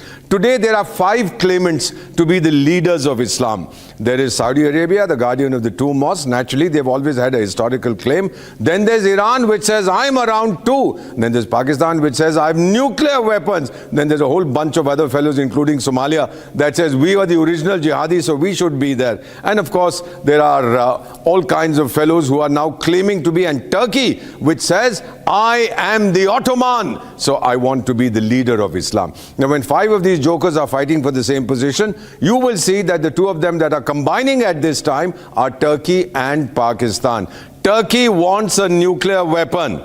It does not have the technology. It's hoping that Pakistan will give it to Turkey. Pakistan is not going to give it to them because their claim to fame, their claim to supremacy is, I'm the only Islamic country that has a nuclear bomb. Forget about the Islamic Republic of Little Britain, which is almost an Islamic country. But here, the Pakistanis are saying, I will maintain my monopoly. That's why they didn't allow Iran to develop a nuclear weapon. Now, Turkey hopes to get one. They are puching the Pakistanis, saying, sweetheart, sweetheart, darling, darling, this is not going to work. Take it from me. I've served in that region. In a few months from now, you'll see Turkey and Pakistan cordially abusing each other. Mark my words, because a friendship that is based on hostility towards another nation is not a friendship that will endure. Thank you.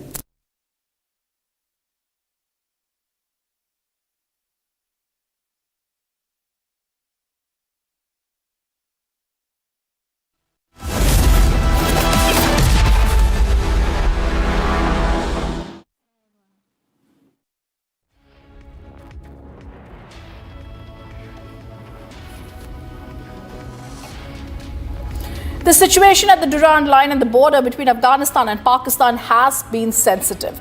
But the Taliban and the Pakistan bouts have called for mutual respect, dialogue on both sides. Republic, the only channel bringing you ground report from Afghanistan. मैं अभी जहाँ खड़ा हूँ ये अफगानिस्तान पाकिस्तान का border है, 0 point इधर ये जो ड्यूरल लाइन है और ये जो आगे आप देख रहे हैं पाकिस्तान आर्मी का वो बॉर्डर, आर्मी का जो ये लाइन है ये अफगानिस्तान पाकिस्तान का बॉर्डर है। अभी मैं जो खड़ा हूँ ये तोरखम बाजार है, ये वो बाजार है जो हर रोज़ हज़ारों अफगान लोग जो ज़बरदस्ती पाकिस्तान से निकलता है और ये लोग इधर हैं और बुरी हालत में इधर कैंप बना हुआ है उधर रहता है। अभी मेरे साथ एक अफगान रिफ्यूजी खड़ा है जो अपनी ज़बरदस्ती पाकिस्तान से निकाला हुआ है। ये इस बात में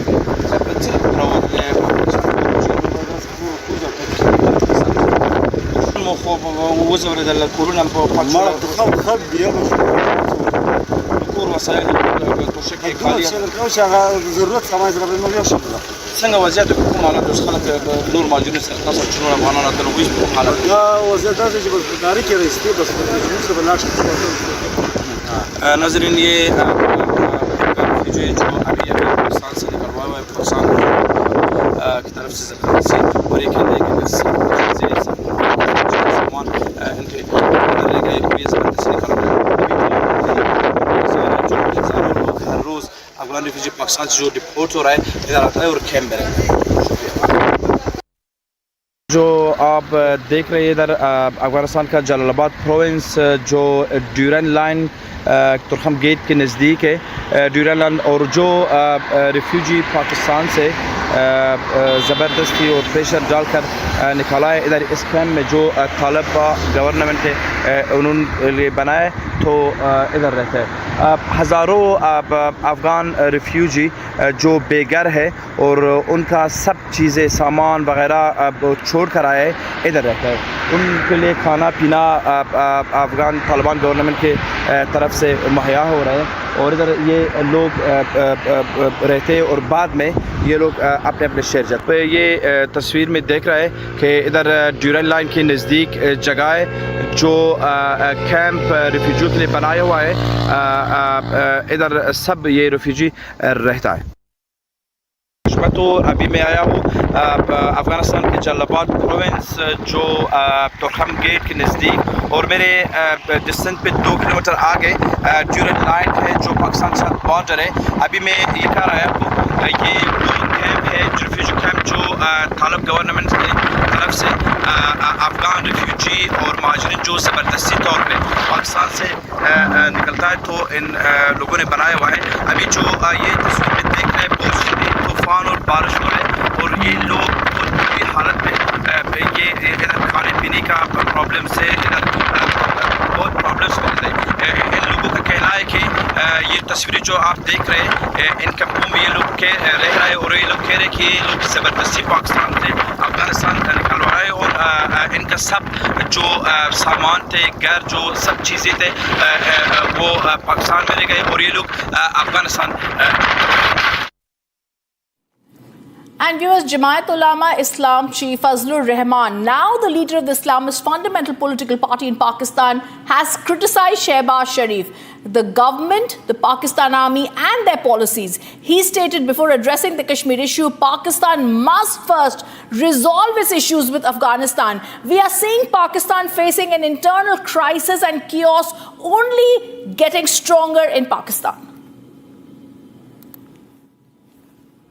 लेकिन कश्मीर के मसले से पहले हमें अफगानिस्तान के हवाले से सोचना होगा कि पाकिस्तान बहैसियत रियासत के उसने अफगानिस्तान के साथ अपने सफारती ताल्लुकात बेहतर क्यों नहीं बनाए। ये बात याद रखें कि ज़ाहिर शाह से लेकर अशरफ गनी तक जितनी हुकूमतें आई हैं प्रो इंडियन थी। अगर हर मसले के लिए फौज के सोच या फौज की अप्रोच हो, कभी भी आप यह मसला हल नहीं कर सकेंगे जब तक कि आपके साथ पॉलिटिकल सोच ना हो, इकोनॉमिक सोच ना हो। आप कैसे इकोनॉमी को ठीक कर सकते हैं? इंडिया की इकोनॉमी ऊपर जा रही है, चाइना की इकोनॉमी ऊपर जा रही है, बांग्लादेश की इकोनॉमी ऊपर जा रही है, इंडोनेशिया की ऊपर जा रही है, मलेशिया की ऊपर जा रही है, अफगानिस्तान की ऊपर जा रही है, ईरान की ऊपर जा रही है, और इन सब के बीच में सिर्फ पाकिस्तान की इकोनॉमी गिर रही। क्यों? हम तो जो कुर्सी पर बैठा होता है सिर्फ उसको देखते हैं, उस पर तनकीद करते हैं। रियासती पॉलिसी है जिसकी वजह से हम तबाह हो रहे हैं। आज भी मैं अपने फौज को इस महाज से एक पैगाम देना चाहता हूं कि इसका एतराफ कर लो कि मौजूदा सूरत हाल में आपकी पुष्ट पर ताकतवर सियासी कुव्वत नहीं है। Viewers, former Pakistan Foreign Minister Bilawal Bhutto has now, for the very first time, acknowledged what the entire world knew: Pakistan's past association with extremist elements, terrorists, stating that while the country he had a difficult history, he thinks it's gone and got reforms. His remarks come during an interview where he responds to a question regarding earlier comments by Pakistan's Defence Minister Khwaja Asif on the country's links to terror groups. Let me go across to Rana Malehi, live with us from Islamabad. Rana Malehi, like I said earlier, internal chaos in Pakistan is palpable. Rising tensions are palpable. Inside Pakistan itself, different political parties are coming out and speaking about its internal policies and criticism. There is mass unemployment, and also we are seeing there is massive people that are leaving the Pakistan army. At such a time, terrorism has now been admitted by someone who was in a very important position of power, Bilawal Bhutto. It's clear message by every political opposition party that they are stand with his country. Even all political leaders are stand with government. Recently, Bilawal Bhutto, including every Imran Khan's party's leader, have condemned the Kashmir incident, and they have also urged for the proper investigation. I mean, all parties have also assured PM that they are with him for any kind of steps. If government taken, they are will be taken in confidence. So definitely all political leaders stand with the government. And let me tell you that about Bilaval's stand. Bilawal already said that Indian government that regarding the suspension of Indus Treaty Agreement, he said that India cannot unilaterally suspend the Indus Treaty because Pakistani are lower riparian, so they are rights to get the water from the Indus. So India cannot suspend unilaterally because there are multiple international organizations involved in this agreement. Even World Economic Forum, all other organizations are in the agreement, so they can even every political leaders have also same stance on the Indian action and suspension. Like India have also suspended many other diplomatic channels. So political leaders believe that they are stand with the government and their army. So definitely every Pakistani stand with their government and their army. No one is divided on this situation. So everyone is on the same page.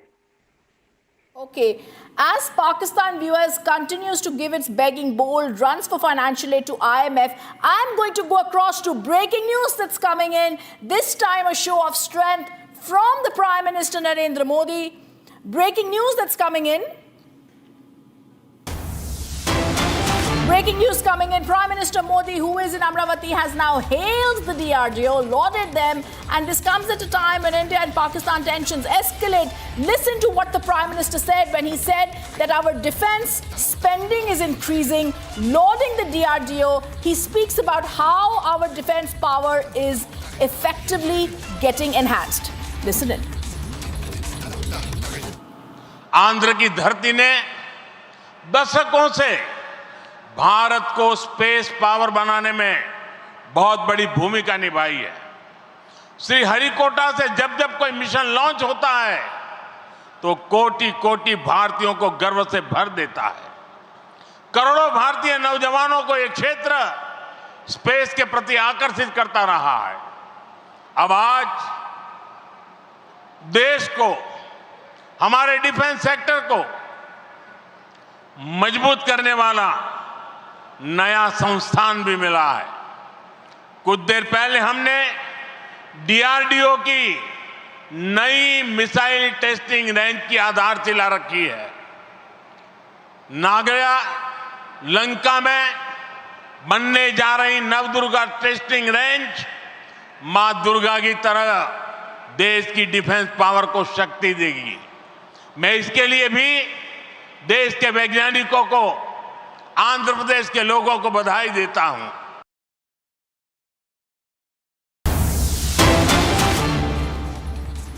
And we're getting you more breaking news that's coming in at this time. The big breaking news, India has now suspended in a big digital offensive Pakistan Prime Minister Shehbaz Sharif's YouTube account that has been banned.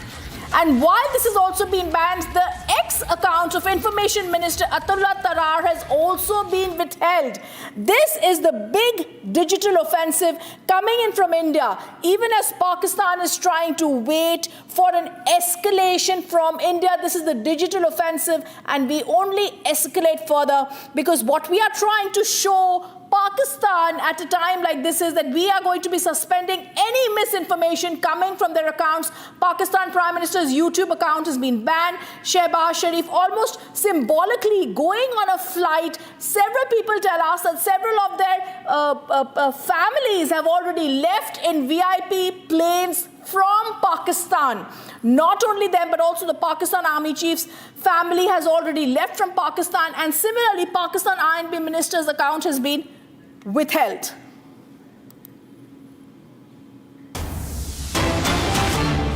And there's big breaking news coming in once again, viewers. I'm going to go across to the big breaking news that's coming in now, and this time, once again, with a begging bowl, a cornered Pakistan tries to say, we're going to make a move on the Indus Water Treaty, and that is once again Pakistan trying to get getting some support from somewhere, and they're failing. I want to go across once again to Rana Malhi joining us. Rana Malhi, from military strikes to total diplomatic isolation to a digital offensive that India has already carried out, a helpless Pakistan in now saying we're going to try and issue a formal diplomatic notice on the abeyance of the Indus Water Treaty. Is Pakistan having no other ideas, no other brainwaves, no other master strokes other than saying that we're going to, at this stage, have a diplomatic notice? Pakistan is planning to give a diplomatic notice on a suspension of Indus Water Treaty agreement. So definitely, within a few days, it will be officially sent to India. Before sending this notice, definitely they will get approval from federal cabinet, and all stakeholders will decide that how can they will. What the procedure and other things will be considered to sending this diplomatic letter to the India regarding the suspension of this Indus Water Treaty. Even Pakistan believe that Pakistan have right to write any letter because it's a unilateral suspension by the India, because both countries cannot unilaterally amend or do any suspension on this treaty. So they have to firstly, if they want to amend, then both parties have to agree on and they can amend. And then how can India unilaterally suspend the Indus Water Treaty agreement? So definitely Pakistan is planning to send a diplomatic letter to India, and after that there will be either India will respond their letter or what things will be happening. Yes. Let's on that what steps were taken by the India after getting this letter. All right, thank you for giving us those details. Rana Malhi is a top focus that we continue tracking as India's naval might is seen, as India is trying to ensure that we're going to take charge of the situation, from military escalation to digital offensives to absolutely calling out the cards on a cornered Pakistan. India going to take that revenge. We're back after a short break. Stay on with us.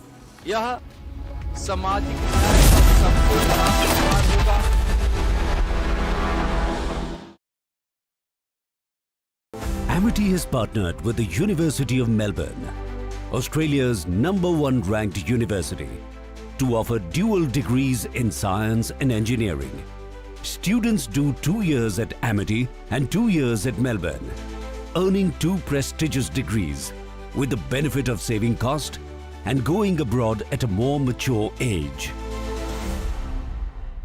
MDH की हल्दी मिर्ची धनिया करे कमाल, ये रंग दे, ये खुशबू दे, ये तीखा, ये कम पड़े, क्या निराला MDH masala.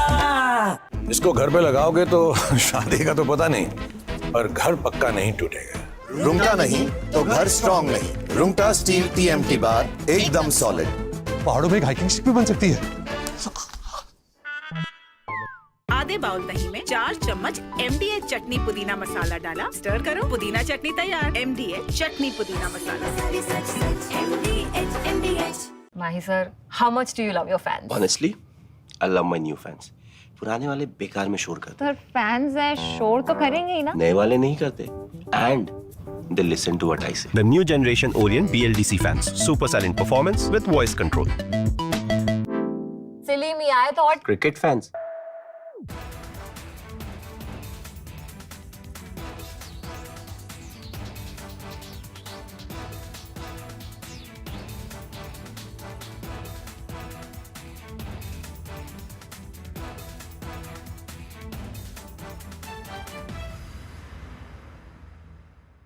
To decipher the volatile situation and help us understand what will happen next, we're joined by General VP Malik, former Chief of Army Staff, who led the Indian Army in the 1999 Kargil War. General Malik, thank you very much for joining us on Republic TV. Thank you very much for asking me. General Malik, it's established beyond doubt now that the Pakistan Army is behind the Pahalgam terror attack. My question to you then is, what now are the military options in front of India to put an end to Pakistan's support to non-state actors, sir? Well, the effort is to put an end to the terrorist activities which have been launched by Pakistan for the last 35, 40 years now. And there have been so many terrorist activities, not only in J&K, but rest of India also, sponsored by the ISI through their terrorist organizations. And I want to remind you again that the ISI is part of the Pakistan Army. It's not a separate organization. And therefore, the finger goes straight to the Pakistan Army for all the activities that have been the cross-border activities that have taken place now and in the past also. The effort now comes after the kinetic action that we took place. We carried out post Uri raid on our army camp. What happened was the strike across strike that we called on the other side. And also post Pulwama, we carried out the air raids on Balakot terrorist camp. Now, since those activities have not been adequate and the Pakistan continues to launch its terrorist activities as part of their strategies, we probably have to do a lot more. And that is why the cabinet decision has taken all the Anxious Pakistan awaits India's response. India displays its military might across domains. Pakistan on the edge as India preps its strike. Debating tonight at 8 p.m. Hi, this is Chef Ranveer Brar. Guarantee you brilliance on behalf of IIHM. अब छोलिया हो या लोबिया, सफेद चने या काले चने, सब कुछ मजेदार बने। Mahi sir, how much do you love your fans? Honestly, I love my new fans. पुराने वाले बेकार में शोर करते Sir, fans हैं, शोर तो करेंगे ही ना? नए वाले नहीं करते. And they listen to what I say. The new generation Orient BLDC fans. Super silent performance with voice control. Silly me आए तो और Cricket fans. दादी के हाथों का जादू और खुशबू से महकता घर, माँ की मुस्कुराहट और खाने की सुगंध, MDH गरम मसाला, क्योंकि हर रिश्ता है स्वाद से जुड़ा। Artillery is a very important facet of land forces of any country. It's one of the most decisive and important arm. Like in our case, if we look at the Kargil war, our artillery was the main decisive weapon which enabled our soldiers to climb those very, very stiff, mountainous terrain and overcome the enemy. And of course, our soldier was brave to attack. But artillery played a very, very important role. It is a weapon of mass destruction. It is a weapon of indirect destruction, which you can destroy an enemy before he even joins the battle. What does artillery consist of, basically, for our people to know? Artillery started with mortars. If you remember, the first battle of Panipat was decided by Babur using a small mortar artillery, where the Ibrahim Lodi's entire army was annihilated. So artillery has been very significant. So what does it have? It has mortars. Then it has guns. The guns are in different calibers. The guns could be in 122 mm caliber, 130 mm caliber, 155 mm caliber. So, and then it has a modern system called multi.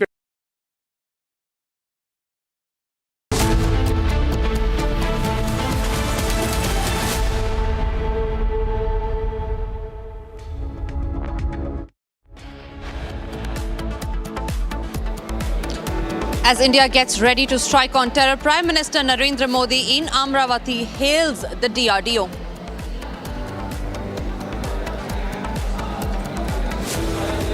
की धरती ने दशकों से भारत को space power बनाने में बहुत बड़ी भूमिका निभाई है।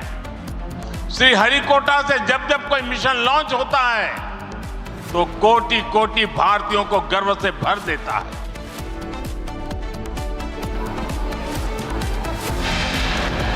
India's big digital strike on Pakistan. Pakistan Prime Minister Shehbaz Sharif's YouTube channel along with Instagram account blocked in India.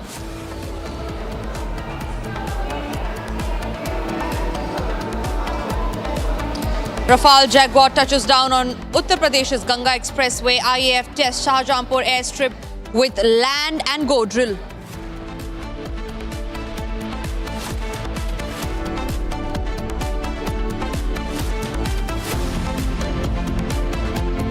Big admission by Pakistan Minister Bilawal Bhutto says Pakistan's terror ties are no secret.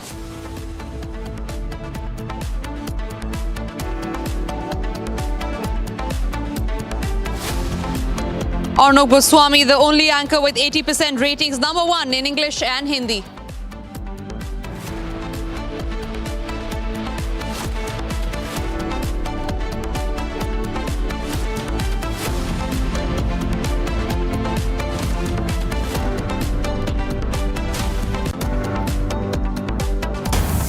And breaking news is just coming in. We learned that as per government sources, India has asked the IMF to review loans to Pakistan. India has asked the International Monetary Fund to review loans disbursed to Pakistan as tensions escalate between the two nations following the Pahalgam attack. So a big move that has come by India. First, India was on a diplomatic strike, after which we launched a digital strike on Pakistan, and now we learn that per government sources that India has asked the IMF to review loans to Pakistan. India has asked the International Monetary Fund to review loans disbursed to Pakistan as tensions escalate between the two countries.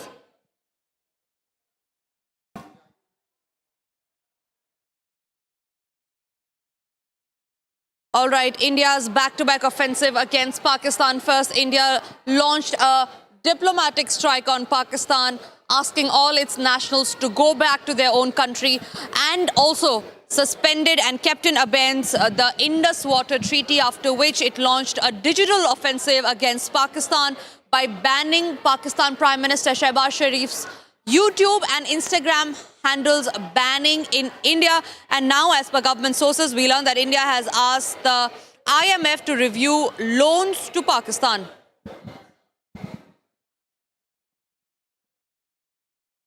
And while India continues its digital and diplomatic offensive against Pakistan, Pakistan is in complete turmoil. Now, it has left its citizens stranded at the borders. It has left its citizens in a lurch. The Pakistani nationals have not been allowed to cross the Atari-Wagah border, and Pakistan has essentially now refused the Pakistan nationals and has not allowed entry into their own country. The Pakistani nationals who are waiting to go to their own country are now stranded at the Atari border. Sumit, my colleague, is reporting from the Atari-Wagah border. Here's a report on that. Attari border पर देखिए, ये bag लेकर अब वापस फिर से border की तरफ जा रहे हैं जो पाकिस्तान जाना चाह रहे थे। कल रात में यहाँ आंधी तूफान, तेज आंधी तूफान और बारिश आई थी, और यहीं इसी मंदिर में, प्राचीन काली माता मंदिर है, ये दिखाइए काहनगढ़ अटारी बॉर्डर, यहीं पर ये मंदिर में रुके हुए थे। बहुत तेज़ बारिश हुई, आंधी तूफान, लेकिन उसके बावजूद ये परिवार जो है वो यहीं पर रुका हुआ था, और अब देखिए फिर से बॉर्डर की तरफ जा रहे हैं इस उम्मीद में कि आज फिर गेट खोला जाएगा। ये इनका कहना है कि गेट खुले। Citizens, and these are the visuals that we are getting in from the Atari-Wagah border.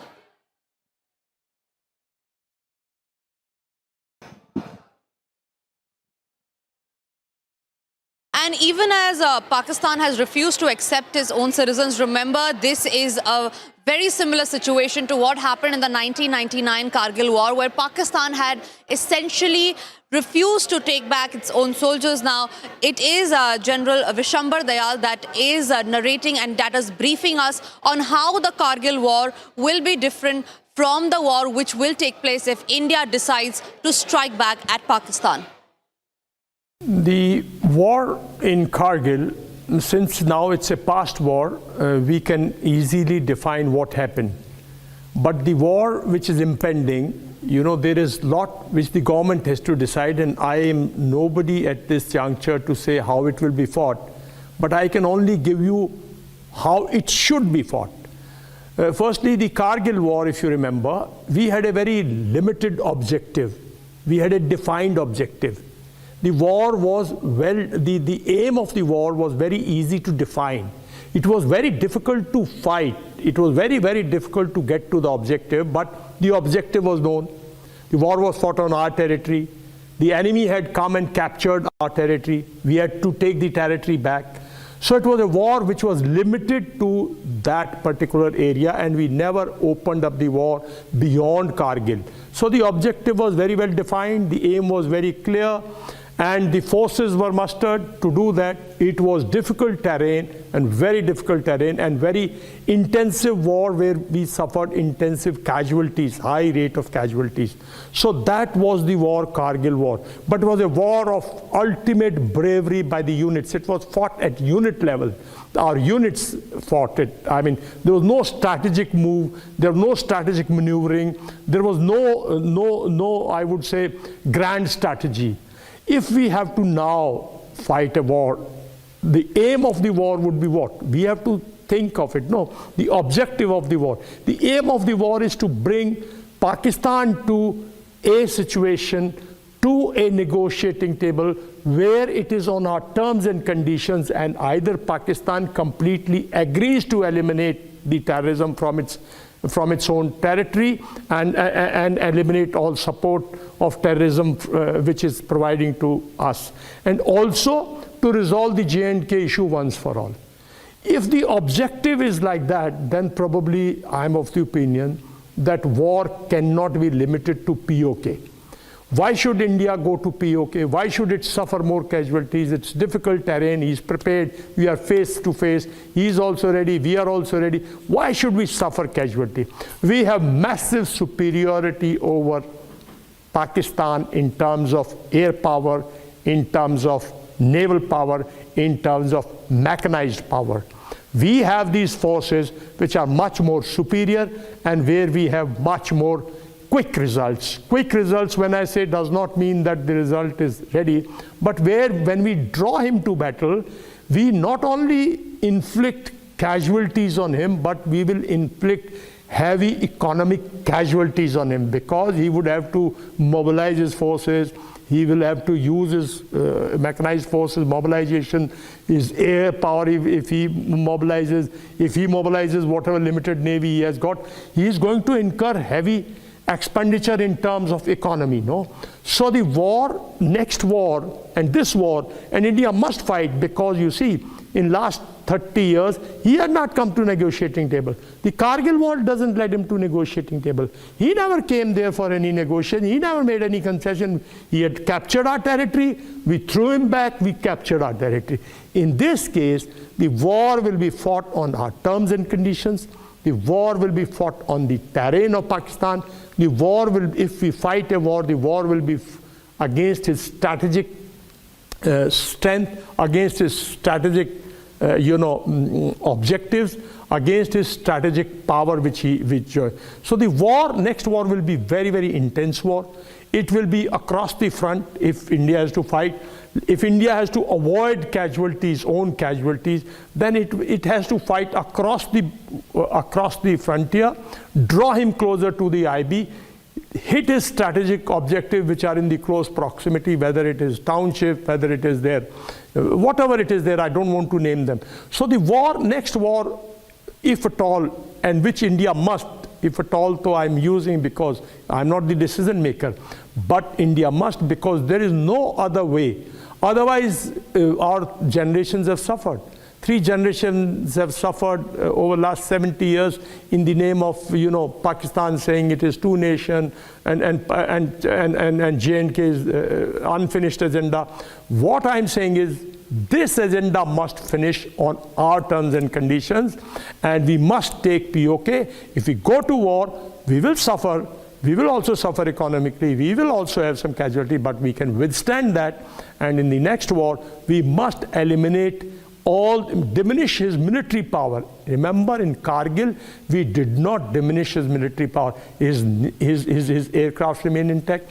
His mechanized forces remained intact. His artillery, bulk of artillery remained intact. We only captured and demolished, threw him away from our territory, killed his people. We need to destroy his military power, his mechanized forces, his air forces, his naval capability. When we do that, then the next war will be different, and probably there will be a long time, like the Second World War ended, and Europe did not have major war for long time. That sort of a result we got to achieve, which results into his military leadership being overthrown by its political leadership, and its political leadership sees the day of the light and comes to a negotiating table and agrees to the terms and conditions which India wants. So the next war, if we fight, will be much different than, it should be different than Kargil. It should not be limited. It should not be limited to an area. It should not be area-centric. It should be broad-centric in drawing his major military power and destroying the military power.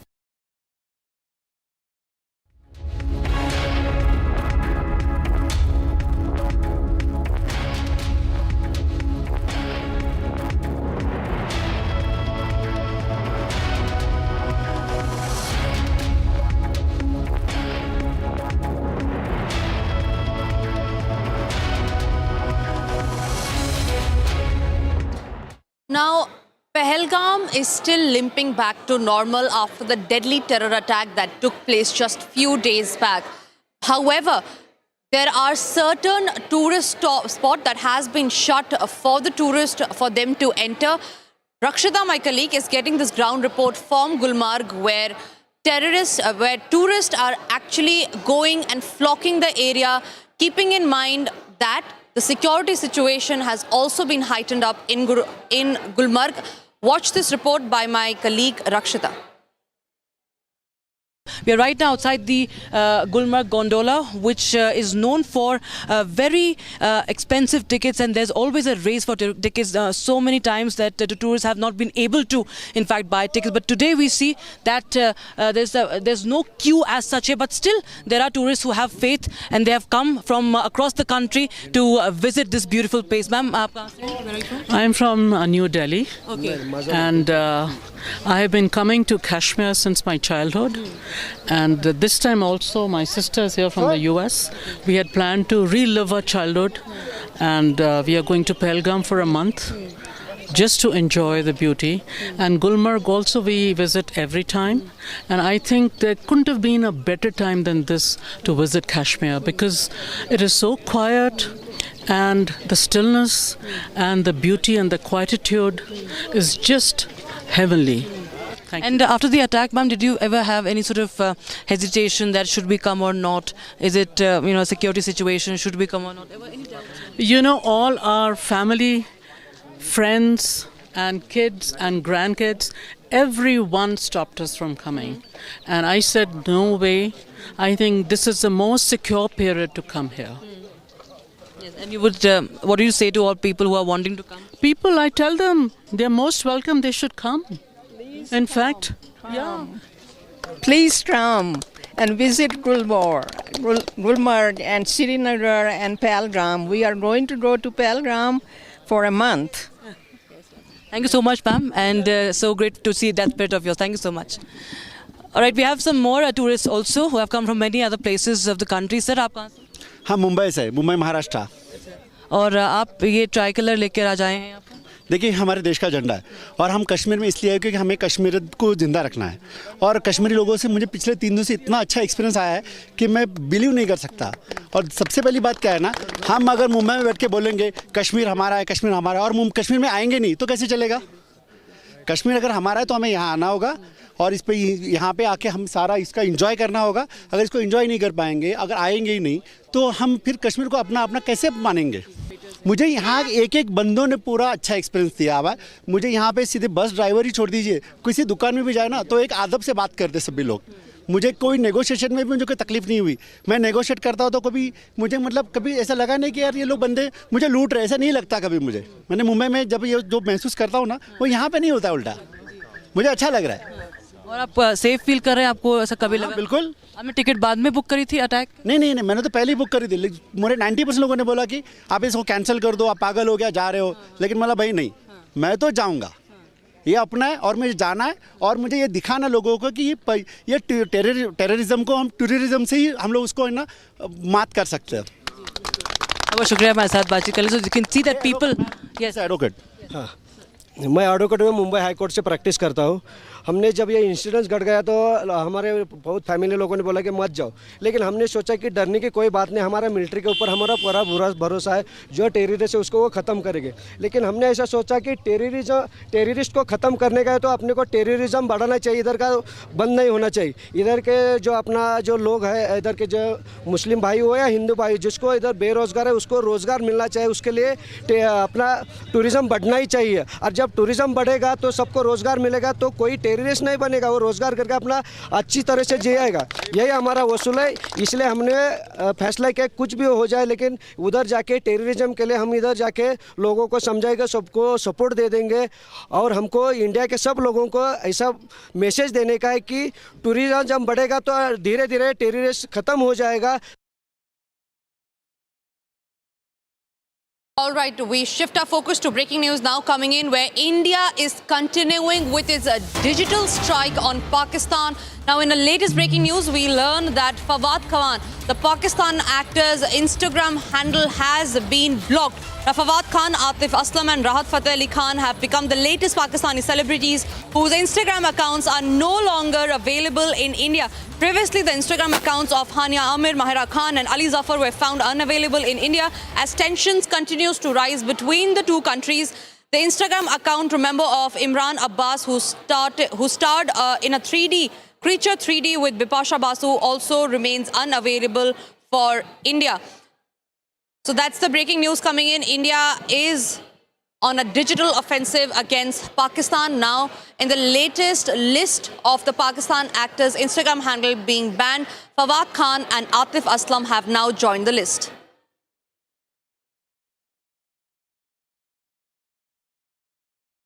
And while India and Pakistan tension continues to rise, India is getting all set, all prepared to counter on the terror houses, on the terror dens. This is a report wherein the IAF showcased its firepower at the Ganga Expressway in Uttar Pradesh today.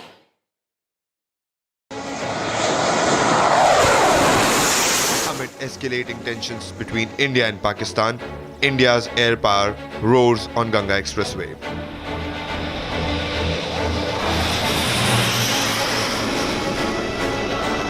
Indian Air Force fighter jets landed for the first time on an airstrip built on the Ganga Expressway in Shahjahanpur as a part of major exercise. Rafale, Mirage and Jaguar aircraft touched down during a daytime air show, and a similar drill will be conducted during the night as well. A very important step by the central government as well as the UP government of making sure that there is state-of-art expressways which are being used now for runways by our Indian Air Force. The second and the most important aspect, however, is that the Indian Air Force is also now going to be using such infrastructure for trying to develop its facilities, for trying to conduct exercises and drills, which it's so very required, because we understand that as the time progresses, there is now going to be also urban warfare and other forms of techniques which are going to be used, and thereby India, I would rather say Bharat, being few countries now which has this facility where expressways are being used for runways, for defense facilities, it is a very important step. The IAF will showcase its operational capability on the newly built airstrip near Piru village in the Jalalabad area.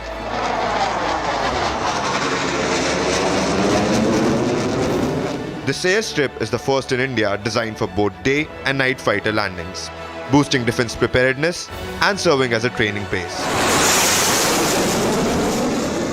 This 3.5-kilometer stretch on the Ganga Expressway in Shahjahanpur is all set to become the country's first expressway with night landing facility for Indian Air Force fighter jets.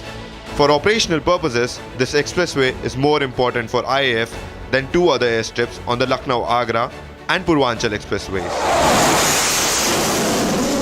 The Ganga Expressway will have 6 lanes which can be expanded to 8 if needed. The width of its right-of way is 120 meter, while the design speed is 120 km per hour. This, however, is not the first time. Earlier drills were held in National Highway in Bapatal, Andhra Pradesh, on Lucknow-Agra Expressway,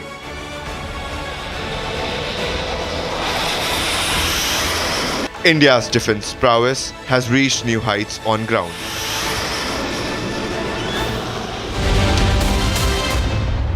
Tonight I come to you with a world exclusive. We tell you how Pakistan is being completely cornered. An exclusive report from Durand line, how the hostilities are only increasing between Afghanistan and Pakistan. Here, what a Taliban commander has to say on this entire issue. All this and much more on This Is Exclusive.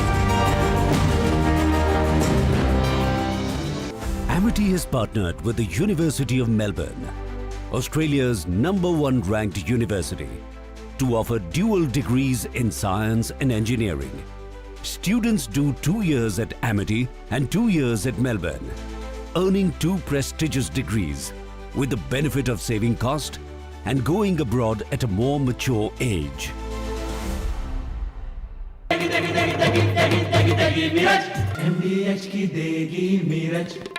देगी मिर्च का तड़का, अंग अंग फड़का। MDH की देगी मिर्च। इसको घर पे लगाओगे तो शादी का तो पता नहीं, पर घर पक्का नहीं टूटेगा। रुंगटा नहीं तो घर स्ट्रॉन्ग नहीं। रुंगटा स्टील TMT बार एकदम सॉलिड। पहाड़ों में एक हाइकिंग शिप भी बन सकती है।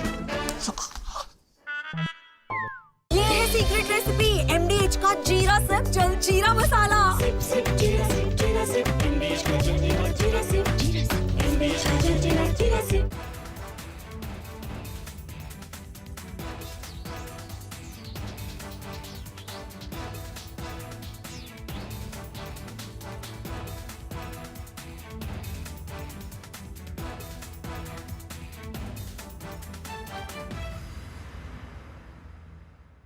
To decipher the volatile situation and help us understand what will happen next, we're joined by General VP Malik, former Chief of Army Staff, who led the Indian Army in the 1999 Kargil War.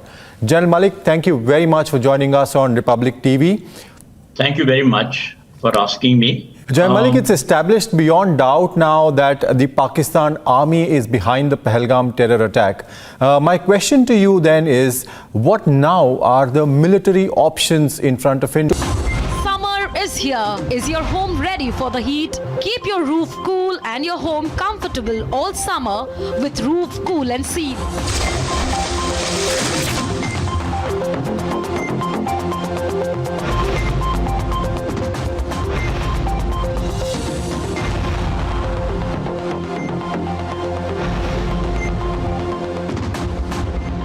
पसीना मत बहाओ, Berger roof cool and seal लगाओ।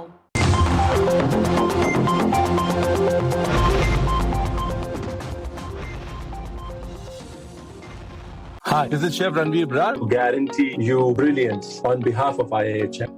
MDH की हल्दी मिर्ची धनिया करे कमाल, ये रंग दे, ये खुशबू दे, ये तीखा, ये कम पड़े, क्या निराला MDH masala. Mahi sir, how much do you love your fans? Honestly, I love my new fans.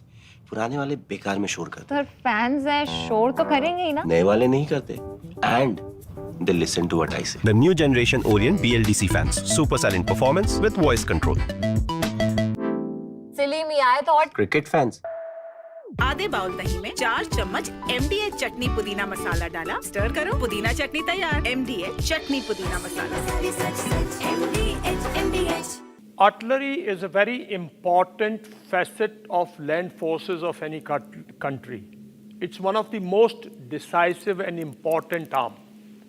Like in our case, if we look at the Kargil war, our artillery was the main decisive weapon which enabled our soldiers to climb those very, very stiff, mountainous terrain and overcome the enemy. And of course, our soldier was brave to attack. But artillery played a very, very important role. It is a weapon of mass destruction. It is a weapon of indirect destruction, which you can destroy an enemy before he even joins the battle. What does artillery consist of, basically, for our people to know?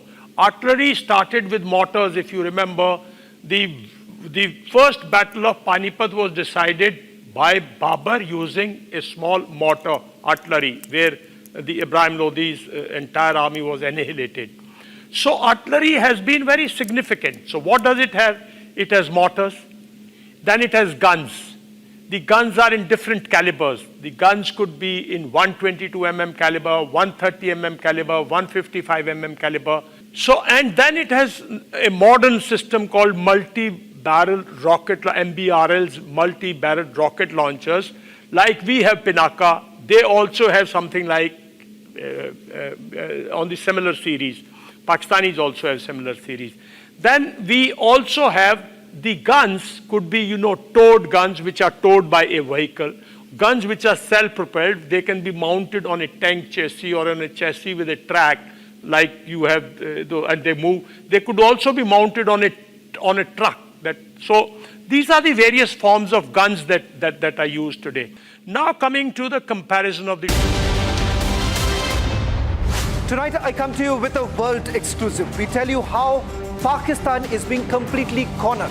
An exclusive report from Durand line, how the hostilities are only increasing between Afghanistan and Pakistan. Here, what a Taliban commander has to say on this entire issue. All this and much more on This Is Exclusive.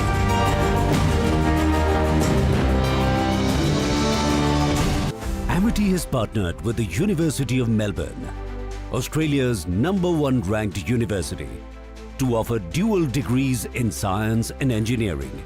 Students do 2 years at Amity and 2 years at Melbourne, earning 2 prestigious degrees with the benefit of saving cost and going abroad at a more mature age.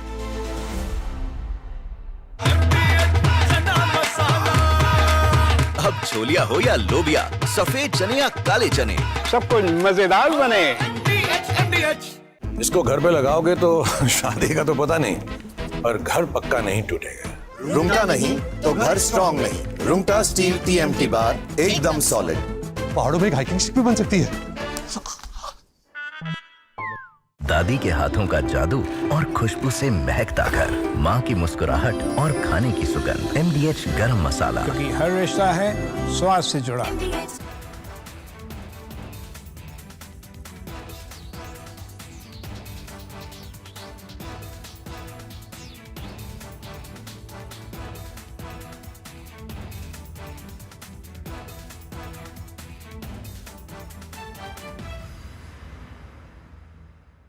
To decipher the volatile situation and help us understand what will happen next, we are joined by General VP Malik, former Chief of Army Staff, who led the Indian Army in the 1999 Kargil War. General Malik, thank you very much for joining us on Republic TV. Thank you very much for asking me. General Malik, it's established beyond doubt now that the Pakistan Army is behind the Pahalgam terror attack. My question to you then is, what now are the military options in front of India to put an end to Pakistan's support to non-state actors, sir? Well, the effort is to put an end to the terrorist activities which have been launched by Pakistan for the last 35, 40 years now. And there have been so many terrorist activities, not only in J&K, but rest of India also, sponsored by the ISI through their terrorist organizations. And I want to remind you again that the ISI is part of the Pakistan Army. It's not a separate organization. And therefore, the finger goes straight to the Pakistan Army for all the activities that have been the cross-border activities that have taken place now and in the past also. The effort now comes after the kinetic action that we took place. We carried out post Uri raid on our army camp. What happened was the strike that we called on the other side, and also post Pulwama we. Tonight I come to you with a world exclusive. We tell you how Pakistan is being completely cornered. An exclusive report from Durand line, how the hostilities are only increasing between Afghanistan and Pakistan. Here, what a Taliban commander has to say on this entire issue. All this and much more on This Is Exclusive.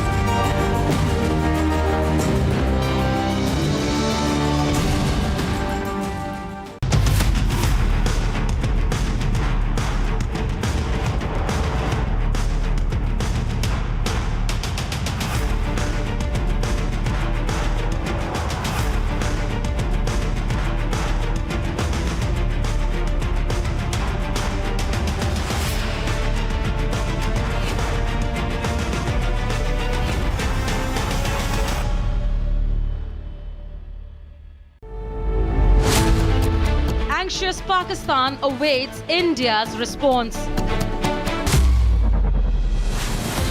India displays its military might across domains. Pakistan on the edge as India preps its strike. Debating tonight at 8 p.m.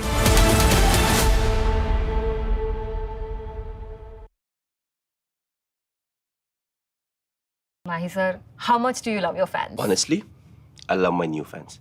पुराने वाले बेकार में शोर करते sir fans हैं शोर तो करेंगे ही ना नए वाले नहीं करते and they listen to what I say. The new generation Orient BLDC fans. Super silent performance with voice control. सिली में आए तो और Cricket fans.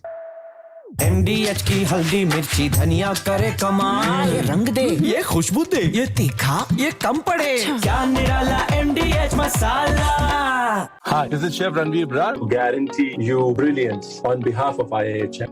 ये है सीक्रेट रेसिपी MDH का जीरा सिप जल जीरा मसाला सिप सिप जीरा सिप MDH का जल जीरा सिप MDH का जल जीरा SIP Artillery is a very important facet of land forces of any country. It's one of the most decisive and important arm. Like in our case, if we look at the Kargil war, our artillery was the main decisive weapon which enabled our soldiers to climb those very, very stiff, mountainous terrain and overcome the enemy. And of course, our soldier was brave to attack. But artillery played a very, very important role. It is a weapon of mass destruction. It is a weapon of indirect destruction, which you can destroy an enemy before he even joins the battle. What does artillery consist of, basically, for our people to know? From Asia's largest news headquarters, setting the agenda for Bharat.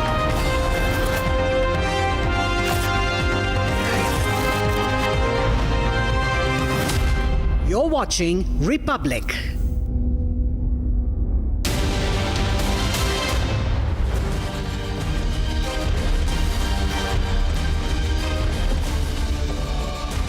Hello, welcome. I'm coming to you with a very special edition of This Is Exclusive. Ladies and gentlemen, it's the greater war for Pakistan. Never seen before images coming in from the Afghanistan-Pakistan border. The only Indian channel to tell you the growing hostility between Afghanistan and Pakistan and why Pakistan is worried. Now the real cause comes in. The real cause is this, because Pakistan army has been completely thinned out, and the report that we are going to put out in a short while from now will make it crystal clear as to why Pakistan is nervous, worried, jittery. And not just that, for the first time ever, Afghan Taliban commander speaks to an Indian news channel and tells Pakistan that it's a warning for you and it's the end. Ladies and gentlemen, tonight on This Is Exclusive, we have several reports coming in from Afghanistan, from the Durand line, and much more. But up first, let's take you through the headlines we're tracking at this hour.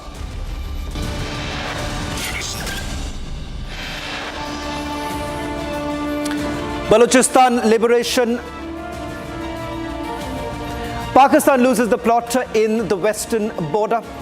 Hostilities with Afghanistan escalates after Islamabad banishes Afghan refugees. Pakistan cornered from all ends. Taliban commander calls out Shehbaz government for shameful treatment of Afghan refugees.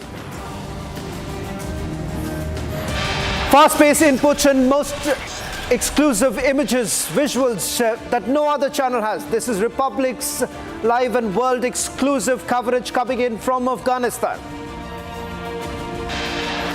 Big admission by Pakistan Minister Bilawal Bhutto says Pakistan's terror ties no secret.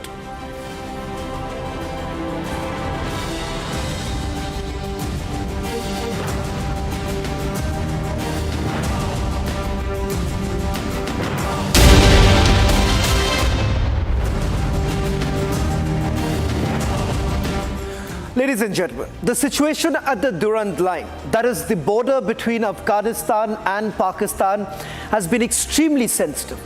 In Afghanistan's Jalalabad province, near the Torkham gate, just 2 kilometers from the Durand line, thousands of Afghan refugees forced out of Pakistan are now being sheltered in camps set up by the Taliban government. Amid thunderstorm and rain, refugees live in dire conditions with little to no access to food, clean water. Many claim they were abruptly evicted, leaving behind their homes, belongings in Pakistan.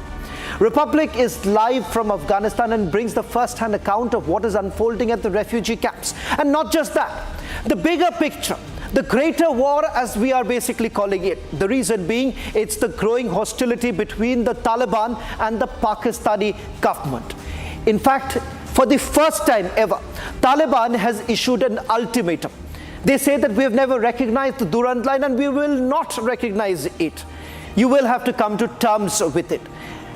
Especially given the fact with the TTP now joining hands with the Taliban in a tacit manner, it has only become difficult for the Pakistani government to carry forward. First, take a look at this report coming in from Afghanistan. हज़रत मैं हकमत और मैं जहाँ खड़ा हूँ ये अफगानिस्तान पाकिस्तान का border Durand land टोरखम gate है। अभी जो मैं खड़ा हूँ ये बस स्टॉप है जो हर रोज़ हज़ारों अफगान रिफ्यूजी जो पाकिस्तान से ज़बरदस्ती निकलवाते हैं तो ये लोग बताते हैं। आप इसीलिए बाहर जो देख रहे हैं पाकिस्तान अफगानिस्तान का बॉर्डर टोरखम गेट है और इस बार इस तरह पाकिस्तानी बॉर्डर का आर्मी का चेक पॉइंट है और यहाँ जो आप देख रहे हैं हज़ारों गाड़ी इस इंतज़ार में जो जी टोरखम गेट से इस तरफ आता है तो ये लोग उनसे हेल्प करता है तो वो अपने जो ये रिफ्यूजी कैंप है उधर ये लोग पहुँच जाता है।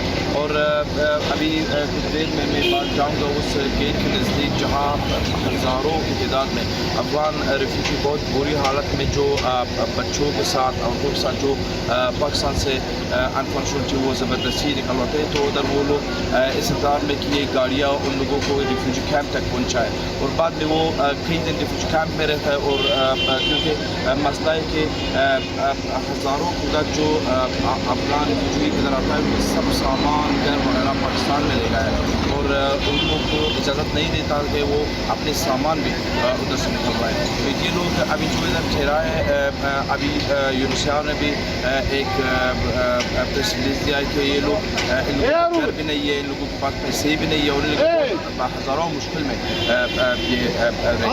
आप जो देख रहे हैं ये पहाड़ और ये 0 पॉइंट ये बॉर्डर है जो टोरखम गेट से मिलते हैं तो आप देख रहे हैं कि लोग उस तरफ से आ रहा है और बाद में हम ट्राई करेंगे कि इन रिफ्यूजी के साथ इंटरव्यू भी लें।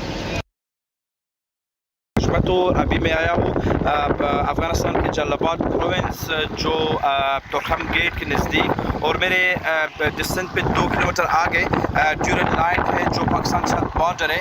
अभी मैं ये कह रहा हूँ ये कैंप है रिफ्यूजी कैंप जो तालिबान गवर्नमेंट की तरफ से अफगान रिफ्यूजी और महाजरीन जो ज़बरदस्ती तौर पे पाकिस्तान से निकलता है तो इन लोगों ने बनाया हुआ है। अभी जो ये तस्वीर में देख रहे हैं बहुत शदीद तूफ़ान और बारिश हो रहे हैं और ये लोग बहुत बुरी हालत में ये इधर खाने पीने का प्रॉब्लम से इधर बहुत प्रॉब्लम्स हो रहे हैं। इन लोगों का कहना है कि ये तस्वीरें जो आप देख रहे हैं इन कैंपों में ये लोग रह रहे हैं और ये लोग कह रहे हैं कि ये लोग ज़बरदस्ती पाकिस्तान से अफगानिस्तान का निकलवा रहे हैं और इनका सब जो सामान थे घर जो सब चीज़ें थे वो पाकिस्तान में रह गए और ये लोग Afghanistan.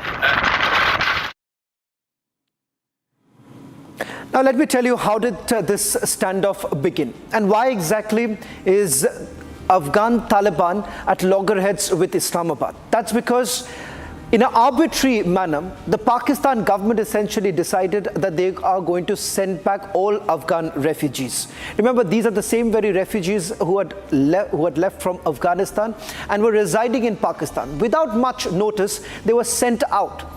And with no place left for them, they are now all stranded at the Durand line. In fact, the Taliban did actually give an ultimatum to Islamabad. And that is the reason why there is a massive standoff between both of them. Now, this report that has been filed by my colleague Hashmat Stanigzai is barely 2 kilometers from the Durand line. And then we're going to take you all the way to Durand line, where all of it is now happening. First, take a look at this report coming in from a refugee camp. जो आप देख रहे हैं इधर अफगानिस्तान का Jalalabad province जो ड्यूरैंड line तुरखम gate के नज़दीक है। ड्यूरैंड लाइन और जो रिफ्यूजी पाकिस्तान से ज़बरदस्ती और प्रेशर डालकर निकाला है इधर इस कैम्प में जो तालिबान गवर्नमेंट है उन्होंने बनाया तो इधर रहता है। हज़ारों अफ़गान रिफ्यूजी जो बेघर है और उनका सब चीज़ें सामान वगैरह छोड़ कर आए इधर रहता है। उनके लिए खाना पीना अफ़गान तालिबान गवर्नमेंट के तरफ से मुहैया हो रहा है और इधर ये लोग रहते हैं और बाद में ये लोग अपने अपने शहर जाते हैं। ये तस्वीर में देख रहा है कि इधर ड्यूरैंड लाइन के नज़दीक जगह है जो कैंप रिफ्यूजी के लिए बनाया हुआ है। इधर सब ये रिफ्यूजी रहता है। ये तोरखम बाजार है, ये वो बाज़ार है जो हर रोज़ हज़ारों अफ़गान लोग जो ज़बरदस्ती पाकिस्तान से निकलता है और ये लोग इधर रहते हैं और बुरी हालत में इधर कैंप बना हुआ है उधर रहता है। मेरे साथ एक अफ़गान रिफ्यूजी खड़ा है जो ज़बरदस्ती पाकिस्तान से निकाला हुआ है। ये इस बात में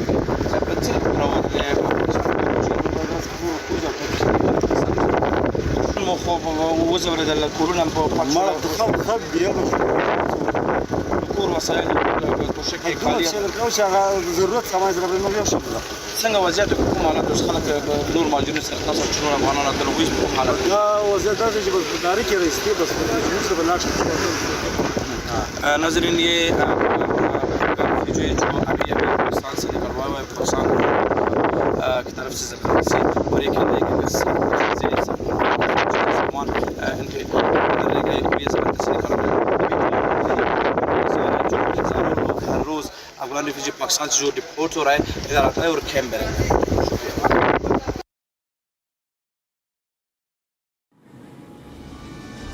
It's Pakistan's deepening crisis in decades. They've been cornered from all sides, from fighting Tehrik-e-Taliban Pakistan to Balochistan Liberation Army to Islamic State Khorasan.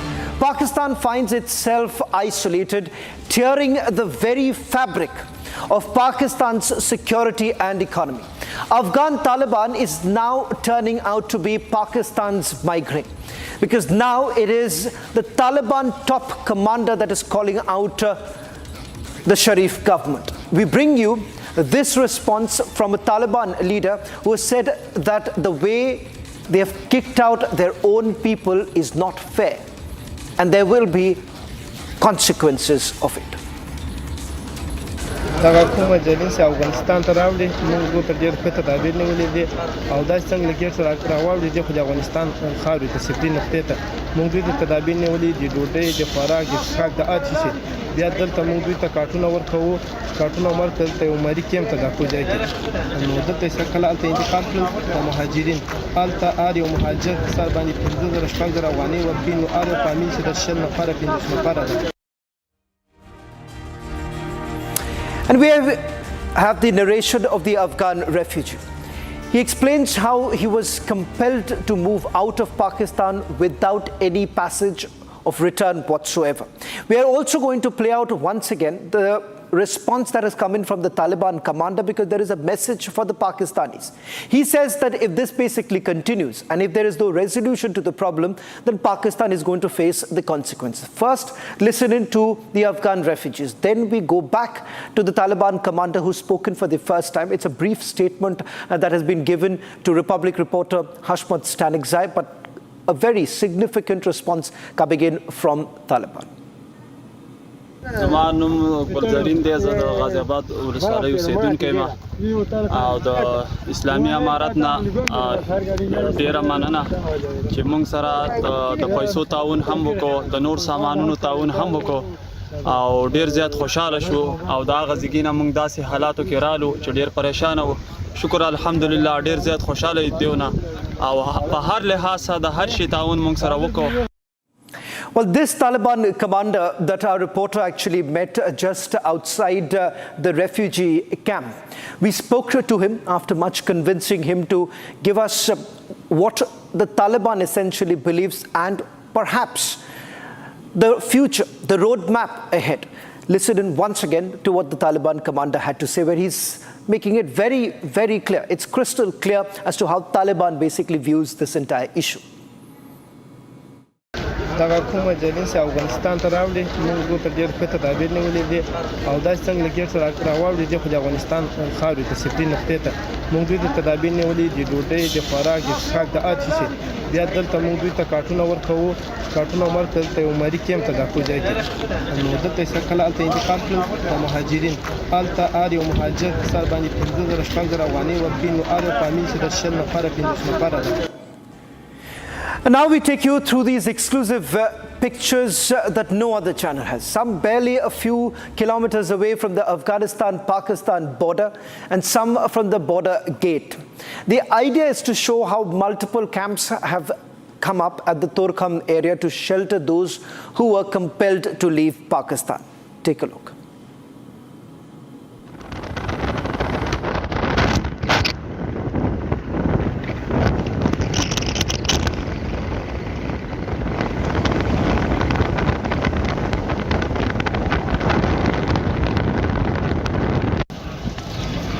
Well, now let's take you through the Torkham Bazar. Now, this is barely 2 kilometers from the Durand line. In fact, you have several of these camps that have been put up by the Taliban right now to basically house most of the refugees. Now, the reason why we are putting this emphasis on this, on the current situation at the Durand line is because there is an escalation that we are looking at right now in the hostilities between Afghanistan and Pakistan. Now look at the condition in which the refugees are right now. These are exclusive images that we're getting in from the Afghanistan-Pakistan border right now, particularly how we have seen along the fence of the Durand line, you have several of the refugees who are camping there. Now for the Afghans, they have never accepted the Durand line since 1947. In fact, they say that this is an artificial line that has essentially been created and they are not going to accept it. And that is the reason why, remember ladies and gentlemen, this particular gate that you see, this is the gate of the Afghanistan-Pakistan border and this is where everyone has now lined up. Several of the Afghan refugees are there. And what we have essentially seen in the last few weeks is the growing concern that many have right now in Afghanistan about the situation, and they believe that Pakistan perhaps will not accept it. Now there is a long line of these refugees who are all inside those very camps, and the current